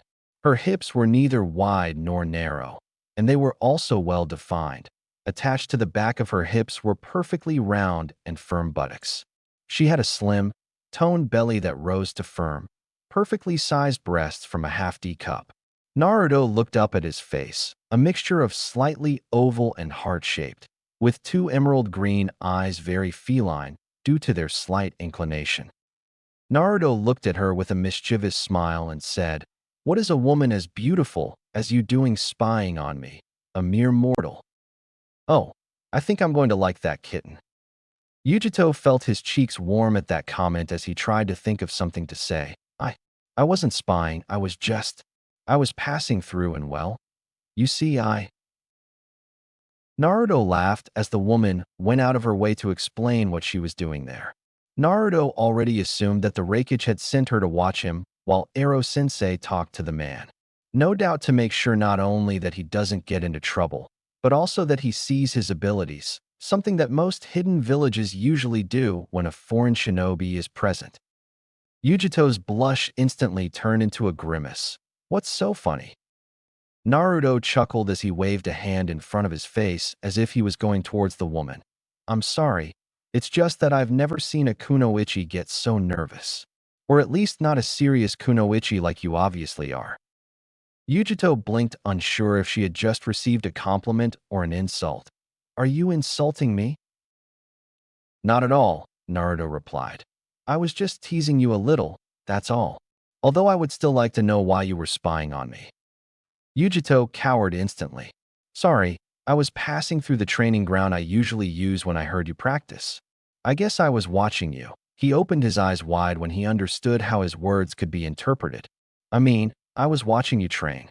"No, looking at your training routine." I mean, Naruto smiled when he saw what he had gotten himself into. Unable to pass up such a glorious opportunity, he walked over to his side. "So you just stared at me, huh? I guess you like what you see, don't you? Kitten, this one is perfect. Take it now and ride it until you howl at the moment." "Damn, NBI, shut up." Yujito blushed as he tried to speak, but he couldn't think of anything. The blush increased when Nibi began sending images of Naruto naked and her in various sexual positions. She looked at the blonde, only to blush even more as she realized not only how close he was, but that her body looked even better up close. Unable to help but do so, Yujito's gaze swept up and down the blonde's well-toned physique. He stopped when he reached his face and noticed the knowing smile he gave her. He looked away as another blush tinged his cheeks. "You're much more daring than most," Naruto said with a sly smile. "We don't even know our names yet, and you're already stripping me naked with your eyes." I don't." Yujito tried to deny it, but the fact that his face was red with blood took away from his credibility. Not knowing what else to do, she let anger get the better of her, and with a small snort, she began to walk away. Seeing her leave, Naruto ran to catch up with her and put a hand on her shoulder to make her stop. "Hey, look, I'm sorry," Naruto apologized. "I didn't mean to bother you so much." Naruto blinked, thoughtfully. "Well, yes, but I didn't mean to make you angry." Yujito looked at him as he used the enhanced senses Nibi had given him to try and detect some lies. To his surprise, he found none and his apology was completely sincere. He decided to offer her a small smile. "Okay, I guess. I guess I deserved it for interrupting your training." Naruto rubbed the back of his head. "No, not at all. I'm a foreign ninja, so it's only natural that you're curious about how I train." "That reminds me," Yujito said. "What was that training you just did? I don't think I've ever seen anyone do something so crazy." Naruto smiled shyly as he rubbed the back of his neck. "It's actually a training exercise that I set out to do." Yujito raised an eyebrow and continued. "It's designed for me to divide my attention into several exercises. The rocks stuck to my body are a more difficult version of the leaf gluing exercise that Konoha's Academy has. Balancing on a kunai also increases the difficulty in controlling the chakra. Rocks serve as weights and stabilizers for balance, especially when my clones start throwing kunai. I do push-ups to increase the physical difficulty of the exercise, and the blindfold serves to increase my senses, as well as my sight. This also helps me with my spatial perception." Yujito listened to Naruto's explanation and was very impressed with what was undoubtedly a well-planned workout. It was like a comprehensive extreme training routine. It allowed you to get the most out of the exercise and, at the same time, It was something that you could do anywhere if you wanted. Well, Naruto said, pulling Yujito out of his thoughts. I want to make it up to you for bothering you. You really don't have to. Yujito began only to be interrupted by the young blonde. I know, but I want to, Naruto said while giving her a charming smile. So I'd like to make it up to you, miss. Eh, I'm Yujito, he said with a slight blush spreading across his cheeks. Yujito, huh? What a cute name, Naruto said with a smile, which made the young woman blush again. Do you have something to do tomorrow? Yujito tilted her head while looking thoughtful before shaking her head. No, I don't have anything in particular to do tomorrow. His job was to observe it. So technically he wouldn't be doing anything. Why ask? Well, I was wondering if you'd allow me to invite you to dinner tomorrow. Let's say around 7 o'clock. XXXXXXXXXXXX. For the 18th time in the last hour, Yujito began to smooth her dress as she continued to walk across the room towards her apartment. She couldn't deny that she was nervous. Despite having extreme confidence in her abilities as a kunoichi, she had a hard time trusting her abilities as a woman. Not because of problems with her appearance, Yujito was aware that many people in Kumo thought she was beautiful. Her problem stemmed from the fact that she had never really focused on being a woman. Her duties as a ninja had always kept her busy enough that even if people asked her, she could never date or things like that. The few times he had gone out, it was always with the small circle of friends he had. That is, the Killer Bee students. You worry too much, kitten. Yujito stopped smoothing her dress as she addressed her tenant. I've never done this before, Nibby. What if I do something wrong and ruin it? Yujito heard Nibby laugh in his mind. What is this? Is Yujito-chan worried about making a good impression on her date? Yujito blushed. It's not that at all. I just wanted to make sure I made a good impression on him, so that he wouldn't reflect badly on Kumo. You know, I don't believe that ridiculous excuse. Yujito was about to answer when the doorbell interrupted her. He walked towards the door, knowing that it was probably Naruto. She took a deep breath, smoothed her dress once more, opened the door, and went out to greet Naruto, only to be out of breath. Naruto wasn't wearing the shinobi clothes I'd seen him in today or yesterday, but instead wore neat civilian clothes. She was wearing a pair of dark brown, polished dress shoes. As pants, he wore black pants with pleats on the sides, and his shirt was black short-sleeved with a collar and dark orange stripes along the sleeves. Yujito noticed that the shirt seemed taut in certain areas, mainly on the pectorals and biceps, which showed that while it was not too big, it had strong muscles. Seeing the young woman's gaze, Naruto smiled. Then you like what you see, Yujito-chan? Yujito blinked for an instant as he tried to regain his mental functions and decipher what Naruto was saying. As he did so, his face turned red like a tomato. As she began to babble and excuse herself as to why she was staring at her, Naruto took the time to observe her. When she was wearing her shinobi clothes, Naruto could easily see that Yujito was a beautiful woman, but in a dress, she looked absolutely stunning. Yujito wore a dark purple strapless dress that seemed to cling to the contours of her body, showing off her voluptuous curves in a way that her ninja clothes couldn't. The dress ended just above the knees and started just below her upper chest, allowing Naruto to see her cleavage, which seemed enhanced by the dress, making it even firmer. He had let his hair down from his ponytail, allowing Naruto to see him in all his glory, as it hung freely down his back. It also looked like I had used some kind of special shampoo, or something like that, as it had a radiant glow and looked extremely smooth. Naruto also noticed that she only had a hint of makeup. Her lips were a light red from the lipstick, and she had a small purple eyeline that enhanced the beauty and exoticism of her eyes. In short, she was beautiful. Naruto breathed without realizing that he had spoken loudly. Yujito felt his face redden at Naruto's tone of astonishment. He lowered his head so that he wouldn't see how red his cheeks were.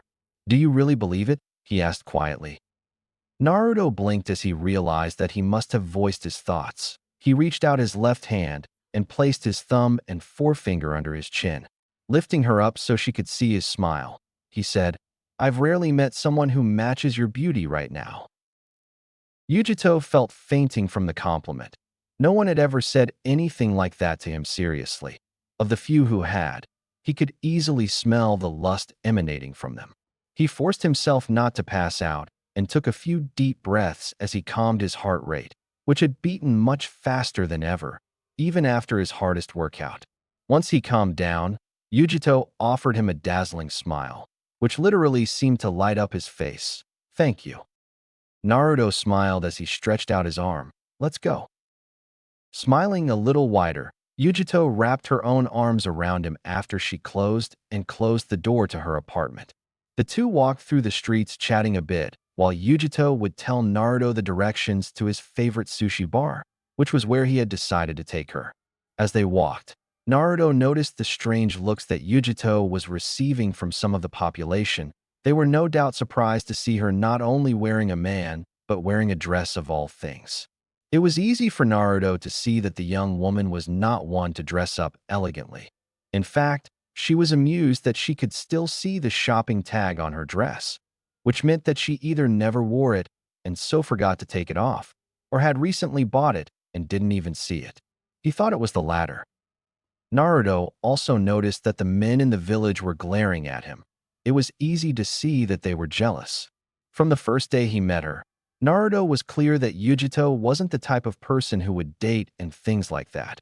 In fact, given how nervous she looked, it was very likely that it would be their first date. Given how attractive the blonde was, I knew that at least some of the men there had probably asked her out, probably to be turned down as soon as the invitation came out of their mouths. Then this new guy arrived, none other than a foreigner, and in less than a day he got a date with one of the most desired women in Kumo. It was easy to see why they were jealous of him. Not that he cared. They arrived at the sushi bar and entered, sitting in two seats. The way Yujito moved towards the seat gave Naruto the feeling that it was reserved for her, just like his own seat in the Ichiraku ramen. Thinking about the ramen stand and the two people who were like family to him brought a smile to his face. "Hey, Kenshi-san, can I have the usual, please?" Naruto saw an old man come out of the back room, wiping his hands with a rag. He had the same air as the old man Tucci, and Naruto guessed that he must be something like a chef. "Wow, Yujito-chan, look at you, how elegant," Kenshiro said with a smile as he looked at her and Naruto. "I guess you really have a date, huh? It's about time, if you want to know my opinion." "Kei Kenshi," Yujito said with a small groan as his face began to heat up. Kenshiro just laughed. "So one of the regulars, huh? And what can I bring you for your date?" he asked, turning to Naruto. Naruto smiled. "I'll take the same as her." Kenshiro actually looked surprised before shrugging his shoulders. "You must have quite an appetite if you're going to eat that. They'll be ready." With that said, Kenshiro went to the back room to get supplies to make food. While the food was being prepared, Naruto and Yujito were chatting, telling each other about their experience as a ninja. They generally omitted any information that could be considered sensitive, such as some of the classified missions they had gone to. Yujito usually only told his blonde shinobi partner about the different places he had visited and his time as a genin under the tutelage of Killer Bee, making sure to omit his status as Jinchuriki, as Naruto was a foreigner. As for Naruto himself, he regaled her with stories of his accomplishments when his team had just started, telling her about their first C-rank mission turned A, where they had faced Zabuza Momoichi in their mission to protect Koiki Kazahana. Yujito had to admit that she was impressed that a simple genin team had achieved missions of such caliber, even though she had Kakashi Hitaki as her sensei, so it wasn't too much to think that such feats were possible. A few minutes after the conversation died down, the food arrived. Naruto was surprised to see that they served 10 servings of each sushi dish.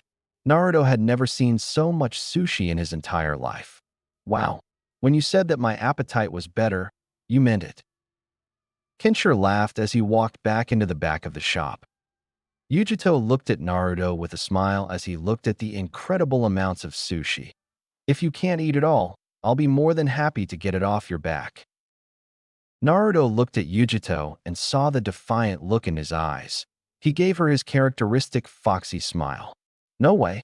All of this will be gone long before you even think of getting your claws into it, said Naruto confidently. Yujito gave her a defiant smile. Oh, do you want to place a bet? XXXXXXXXXXXX. Jiraiya sighed as he entered the hotel room he shared with Naruto. It had taken a lot of effort and negotiation, but he had finally convinced the Raikage to allow Killer Bee to help Naruto train with his Biju's chakra. He had been forced to not only reveal all the information he had about Akatsuki, but also to send Tsunade a message asking for 4 jutsus of each item to give to Kumo as payment. It had been difficult to get Tsunade to deliver them, and it had taken longer than expected because of it. Even so, the Toad Sennin felt that it was worth the effort, had received information that Akatsuki would begin performing sometime next year. His apprentice, though strong, would not hold out in a fight against 2 S-class ninjas without some sort of ace up his sleeve. In other words, his student needed to learn how to harness the QB chakra as best as possible over the next year. Upon entering the dormitory, Jiraiya frowned when he noticed that his apprentice was not there.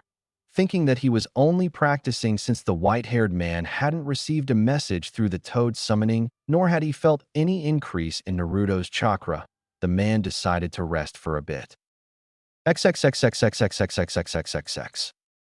Yujito patted Naruto on the cheek while giving him a condescending smile. There you should have known that he would win. Seriously, Naruto, that look doesn't suit you. Naruto kept pouting. I couldn't believe I had lost in a food contest. The only one who had been able to surpass him in anything was Chuji, and even then, the heir Akamichi couldn't handle things like ramen. He couldn't believe that this woman had not only gobbled up his entire plate of sushi, but also stolen at least half of his. It wasn't fair. You cheated. Naruto snorted with his pout still in place. Yujito laughed out loud. You are simply upset because you lost, and now you owe me something. At that comment, Naruto's pout disappeared and was replaced by a smile that Yujito was beginning to recognize. Speaking of debts, you never told me what it is that you want from me. Yujito hummed thoughtfully as they both got up and left the restaurant, heading for his apartment. I haven't decided yet, he said as he tapped his chin. Naruto smiled as he shortened the distance between them. They have told me that I give a good message. If you wanted to, you could do it. Naruto started smiling even more. Who knows? Maybe we can even make a full message. Yujito staggered when he felt a deep blush on his face. He looked at Naruto and opened his mouth, only to close it when he found nothing to say. After opening and closing her mouth several more times, she snorted and walked again, causing Naruto to laugh when he reached her. They remained like this for a while, walking in comfortable silence as they both sank into their thoughts. Yujito was going over the date in her head as they walked. The blonde woman couldn't help but smile as she thought about how fun it was to date someone and be seen as a woman for once instead of a kunoichi. Throughout the entire date, Naruto had given her small, subtle compliments. Whether it was about her beauty or her abilities, it didn't matter, as each one was enough to make her face blush and her heart race. He was the first person to see her first as a woman and then as a kunoichi. Although he knew that the Raikage appreciated her, he also realized that he still saw her as a kunoichi and a weapon. Her few friends also saw her as the strong kunoichi she constantly pretended to be, though that was partly her fault for not trying to be seen as anything other than a powerful ninja. Still, it was nice that someone noticed another side of her that didn't deal with death. He came out of his thoughts when he felt something move towards his hand and gently squeeze it. Looking down, Yujito saw that Naruto had grabbed his hand. He intertwined his fingers, intertwining his hands. She looked up at Naruto and saw a smile on his face that made her blush, and she looked away.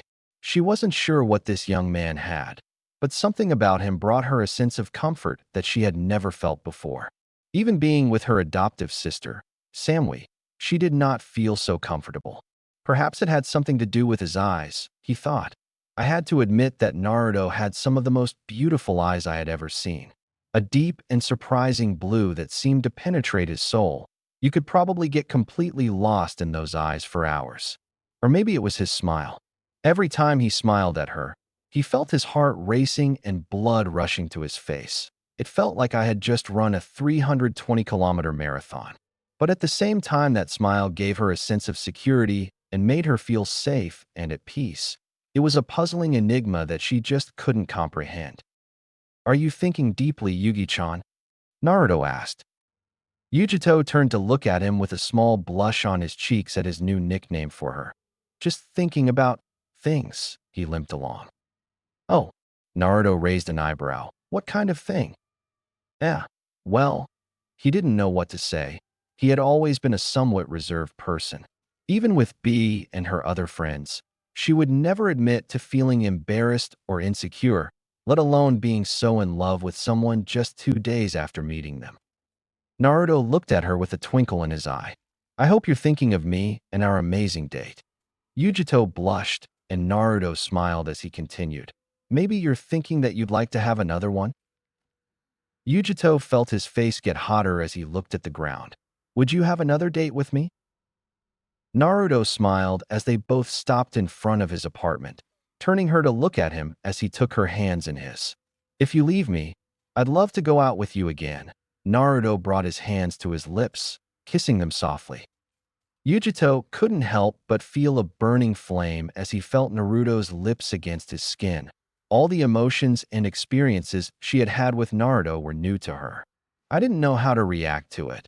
She was so different from the other men who had asked her out, which was part of the reason why he had agreed to his invitation.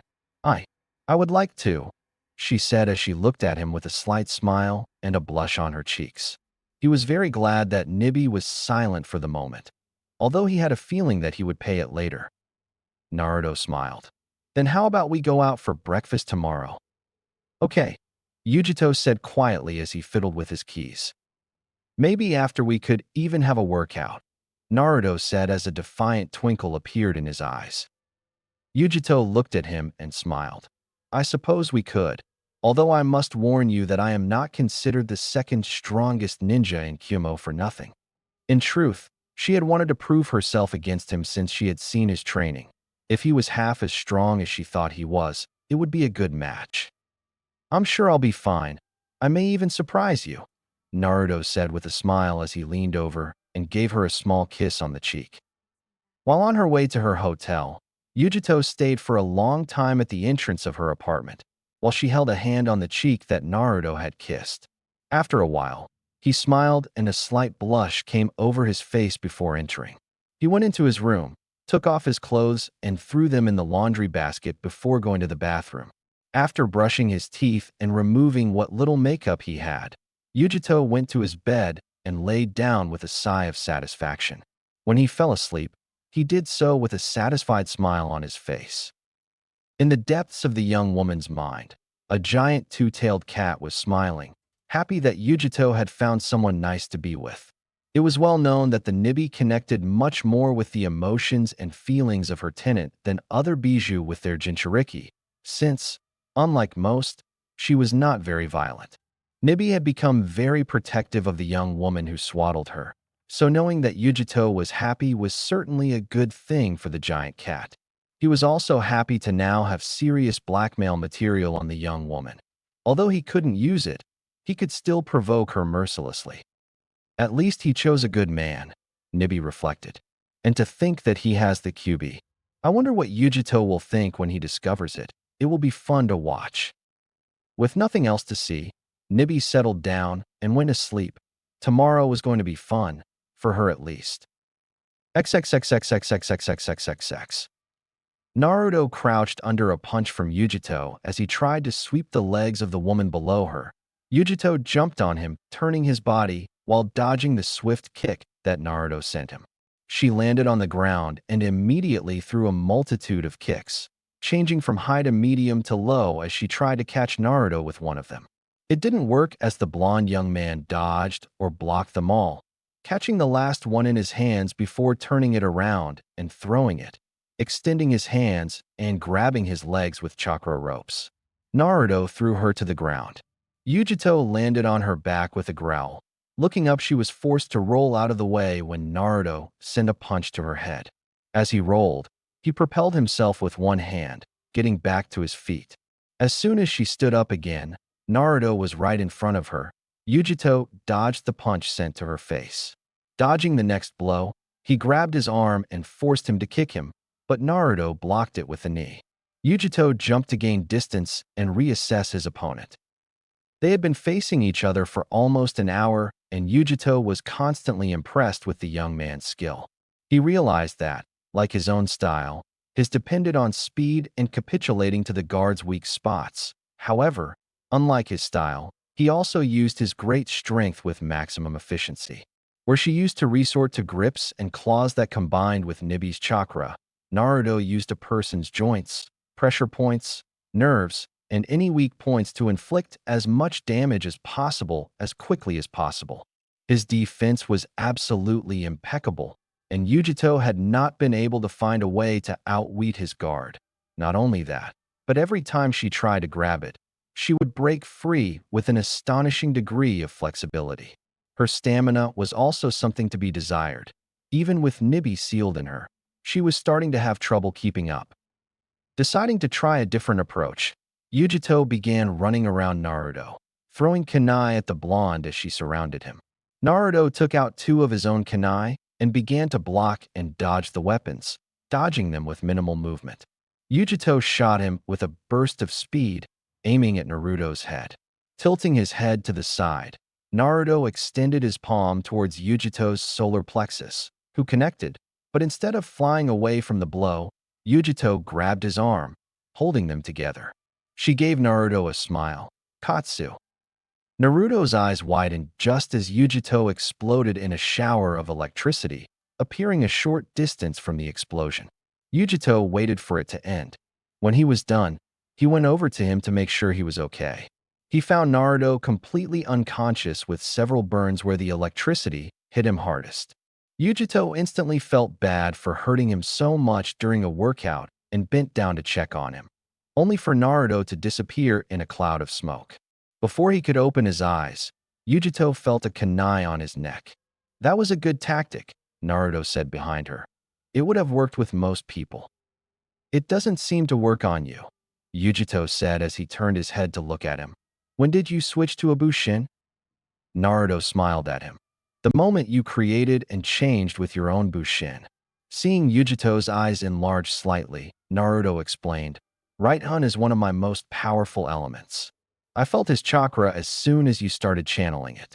It didn't take a genius to guess what you were creating. I created my own Bushin as soon as I realized what you were doing, and when yours attacked me, I used it with Karawimi. Yujito nodded, understanding what was one of the most subtle tactics a shinobi could use. She herself had used Karawimi with a Bushin to deceive her enemies on many occasions. Still, being able to sense when he created his clone and plan accordingly was impressive. He doubted that even Reikage-sama would master his right-un element to the point of perceiving its use in others. You're really good. I'm impressed, Yujito said with a smile as he took the hand that Naruto had just offered him and stood up. Naruto picked her up and smiled. Thank you. You are quite good too. Before he could say anything else, Naruto felt something land in his head. When he looked up, he saw that it was one of the messenger toads that he and Jiraiya used. Hey, Jiraiya wants you back to the hotel, he said before disappearing into a cloud of smoke. Naruto closed his eyes and sighed. I didn't want to leave right now. He was having too much fun, but he guessed that the old pervert had some reason to want him to be there. He turned to Yujito. It seems that I have to go see what Ero-sensei wants from me. Yujito laughed at the nickname Naruto gave his sensei. Okay, I should probably report to the Reikage anyway. I had fun training with you. We should do it again at some point. Of course, Naruto said with a smile. But only if you let me invite you to dinner again. Yujito blushed. It's okay, she said. Since she had enjoyed going out with him last time, she certainly wouldn't mind him asking her back. I had a lot of fun hanging out with you last night, so? Naruto smiled at him. I'm glad. If possible, maybe we could go out again tonight. Let's say at the same time? Yujito nodded. Tonight sounds good. Okay then, I guess I'll see you later. Naruto said as he began to walk, throwing a small, over-the-shoulder greeting. So, now you regret this task, kitten? Yujito blushed. Well, You seem to be getting pretty close to that, young man. Nibi's voice exuded amusement. Though I don't blame you. If I had had a choice, I would have been attacking him with all my might at the moment when Nibi. Yujito screamed in her mind, trying to shut up her perverted tenant. It didn't work, and the rest of the way to the Raikage Tower was spent trying not to blush or pass out from a nosebleed, as Nibi started sending pictures of her and Naruto naked together. XXXXXXXXXXXX. Naruto walked into his apartment to find Jiraiya looking at him with a smile. You know, when I saw that you hadn't come to the hotel last night, I was worried. The man's smile became lewd, causing Naruto to groan because he knew what was coming. To think that my apprentice has not only stolen the heart of that sexy redhead Mizukage, but also of a sexy blonde kunoichi from Kumo. She began to sob as she wiped the fake tears from her eyes. I'm so proud. Naruto stared at the man sitting in front of him. You'd better pray to Kami so that he doesn't find you spying on me when I'm with a woman, Ero-sensei, or I'll give you a Rasengan enema. Jiraiya just laughed at him. If he was willing to risk his life and limb to spy on Tsunade, his apprentice could not stop him, no matter how strong he became. Good idea, Gaki. So, anyway, I need you to get ready. Naruto stopped staring at his sensei and cocked his head while watching the man. He was tempted to ask her what she wanted him to prepare for. But he knew Jiraiya well enough to know that he would only give a half-hearted explanation or say nothing to him. Sighing, Naruto went to the bathroom, where he took a quick shower to wipe off the dirt and grime he had accumulated during his training with Yujito. After finishing, Naruto put on his usual shinobi clothes, with his cape on top. Afterward, he returned to the living room. Okay, I'm ready. And where do we need to be, Ero-sensei? Jiraiya grunted as he stood up. We have a meeting with the Raikage. Come on, we don't want to be late. XXXXXXXXXXXX. Yujito stood his ground as she finished reporting on what she had discovered so far about Naruto Uzumaki. To say that the Raikage was impressed was like saying that Tsunade liked the drink or that Orochimaru liked boys. That is an understatement, because he was not only impressed by the boy's skills in combat. To his embarrassment, Yujito had been forced to tell about his date with Naruto, as he had heard about it from some villagers on the way. That the young man could get Yujito to do something so unusual for her was impressive. He absent-mindedly wondered if he could use this to form some sort of alliance between Konoha and Kumo. It would be difficult given the tensions between the two nations, which had increased since the Hyuga incident years earlier, when the Third Raikage attempted to kidnap the heiress of the Hyuga clan. Still, it might work. Excellent job, Yujito, he said after a moment. Tell me, how would you rate his skill level? Yujito thought about it for a moment as he went over the skill that Naruto had shown him. I can't say for sure since I doubt I've seen all of his abilities, but if I had to guess, I'd say about the elite Jonin up to the low Kage level. Scratched his chin at the thought. The truth is that he was not surprised that Naruto was at that level. His spies from Kiri had just returned and had given him some interesting information. I see. I'm going to give you a new mission as soon as. He was interrupted by a knock on the door. Come in. The door opened, and Jiraiya and Naruto entered. Upon entering, Naruto saw Yujito and greeted her. Yujito blushed a little when he greeted her. Of course, this interaction did not go unnoticed by Jiraiya. Hehe, so this is the woman I was told you were hanging out with. I must say that you have good taste, Naruto. She is very beautiful. Yujito felt a mixture of shame and anger at the cheeky gaze of Jiraiya, who, from previous experiences with perverts like him, knew that he was undressing her with his gaze. He was about to act when Naruto slammed into him, slamming Jiraiya in the face with his fist and smashing him into the wall. Ero-sensei, I swear to Kami that if you keep going like this, I'm going to shove a Rasengan so deep in your ass that you won't be able to sit up straight for a month. As Jiraiya parted from the wall complaining about the disrespectful brats who wouldn't let a man notice them, they decided to move on. As fun as this is, I think we should keep going, as I was telling Yujito. He was interrupted again, this time by a boom when someone burst into his door. Don't be afraid. Killer Bee is here. Hello, B, said the Raikage in a dangerous voice while arching an eyebrow. What did I tell you about going in without knocking first? Killer Bee shrugged. I don't remember. I think it was something about making a mess in your nest. Before anything else could be said, Yujito kicked Killer Bee in the back of the head. Damn, Bee. How many times have I told you to stop with that stupid rap? As Naruto watched the man known as Killer Bee shrug off Yujito's kick as if nothing had happened, he used the time the two spent arguing to analyze the man. He looked a lot like the Raikage, which made Naruto assume that they were relatives, probably siblings given their close age. On his right shoulder, he had a tattoo that said Tetsu, iron, and on his left cheek, he had a tattoo of a bull's horn. He had oval-shaped glasses and a white high-tirade on his head. He had a white bulletproof vest with a single strap over one shoulder, a red rope tied around his waist, white handbands, and a white scarf around his neck. Naruto also noticed that he had 7 swords on his back, which made Naruto wonder what he was doing with all of them. B. Yujito, they said as they got over the argument they were having.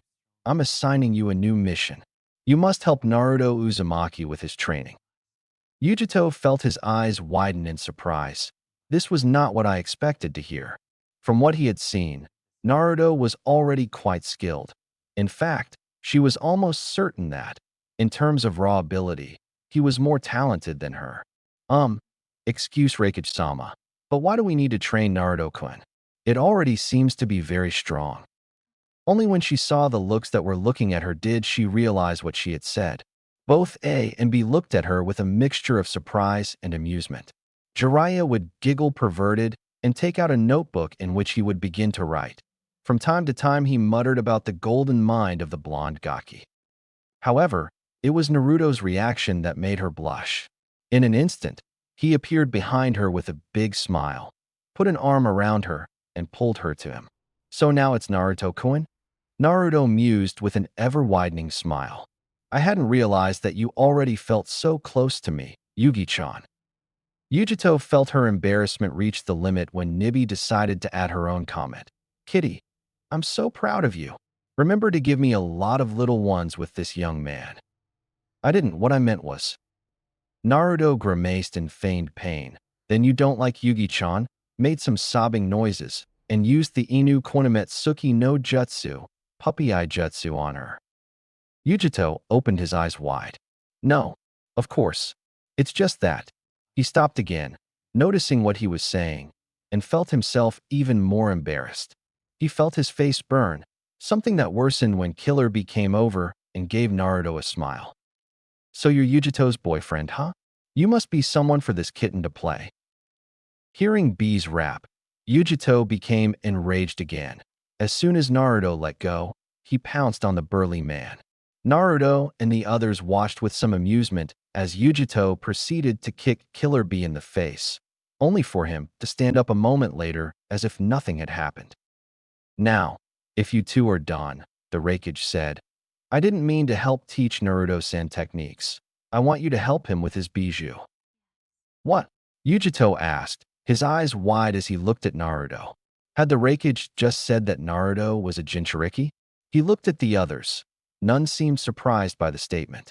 Not even Killer Bee, and she was sure she hadn't been told that before. I didn't even know Naruto. Are you a Jinchuriki? He asked while looking at Naruto. Didn't you know that, Yujito? Asked Bee. He's the 9, huh? Why didn't your bijou let you in? That Nibi didn't tell you is a sin. Nibi, why didn't you tell me that Naruto-kun was a Jinchuriki? Well, you'll see, kitten. Nibi said in a nervous voice. Nibi. Wah. I'm sorry, kitten, I really forgot. Hey, are you okay, Yugi-chan? Asked Naruto, observing the various emotions that were reflected on his face. There were several, from surprise, confusion, and anger. Are you angry that I didn't tell you?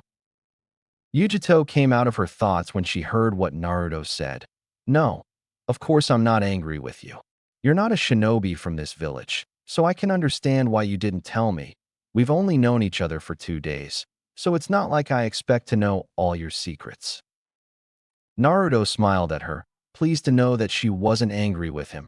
"Thank you, Yugi-chan." Yujito blushed. "You're welcome. We'll talk about why you didn't tell me something so important later." Yujito smiled when he heard him swallow hard. "So if we're going to teach Naruto-kun how to control his bijou, why am I here?" "Killer Bee is much better than me at teaching him," he admitted. While he could completely control his bijou's power, his only had 2 tails. Not only did Karabi have 8 tails, but it was also called the perfect container for a reason. Because while we live with our bijou in harmony, the Kyubi prefers to harm many. Yujito got a drop of sweat. "Okay, that was bad even for you, Karabi." Killer Bee looked somewhat depressed. "I can't believe your disagreement with my Yujito rhymes, after all I've done for you." Naruto found himself sweating as Yujito kicked him in the head again. XXXXXXXXXX. Naruto opened his eyes to find himself back within his mental landscape. Under Karabi's instruction, he came here to try to get the Kyubi to cooperate. It had been a long time since it had last entered his mind. In fact, he hadn't been here since he learned Kuchiyos no Jutsu during the Chunin selection examinations. He was pleasantly surprised to see that the place looked a little better than the last time he was here. While it was still a sewer, the walls that were once chipped and cracked were now more pristine. The water that had once been knee-deep on the ground was gone. The place looked much better, although it was still a sewer. Following the red pipe, Naruto once again came across the sight of a large cage. In the middle of the cage was a single sheet of paper with the kanji for seal. As Naruto approached the bars, 2 large blood-red eyes with black slits in the center opened. "It's been a long time since you've come, boy." The creature revealed itself as it approached the cage. It was a giant fox, with 9 red tails moving around it. "Kyubi," Naruto said as he looked at the fox with an impassive face. The fox gave him a huge smile full of malice. "What is this?" "No, hello, how are you? I must admit that I feel a little hurt." "Stop talking nonsense," Naruto said, frowning. "You know why I'm here." "You wish to use my chakra," the fox said as he looked at him. "However, I really don't feel like giving it to you." Kyubi gave Naruto another smile. "Tell me, little Ninjin, why should I, the greatest of the bijou, give you my chakra?" Naruto forced himself to remain calm. He knew that the Kyubi was playing tricks, and getting angry with the fox would only play into his hands. "You know why you should lend me your chakra? We both know that if I die, you die." Naruto gave the fox a small smile. "Whether we like it or not, we need each other to survive. Right now there are 9 S-class criminals after your power. If they capture me, they will suck you up and seal you in a statue for whatever they want. Is that what you want?" Kyubi let out a thoughtful murmur. "Well, I don't really like the idea of being sealed in a statue." He looked at Naruto. "And I must admit that you've become stronger.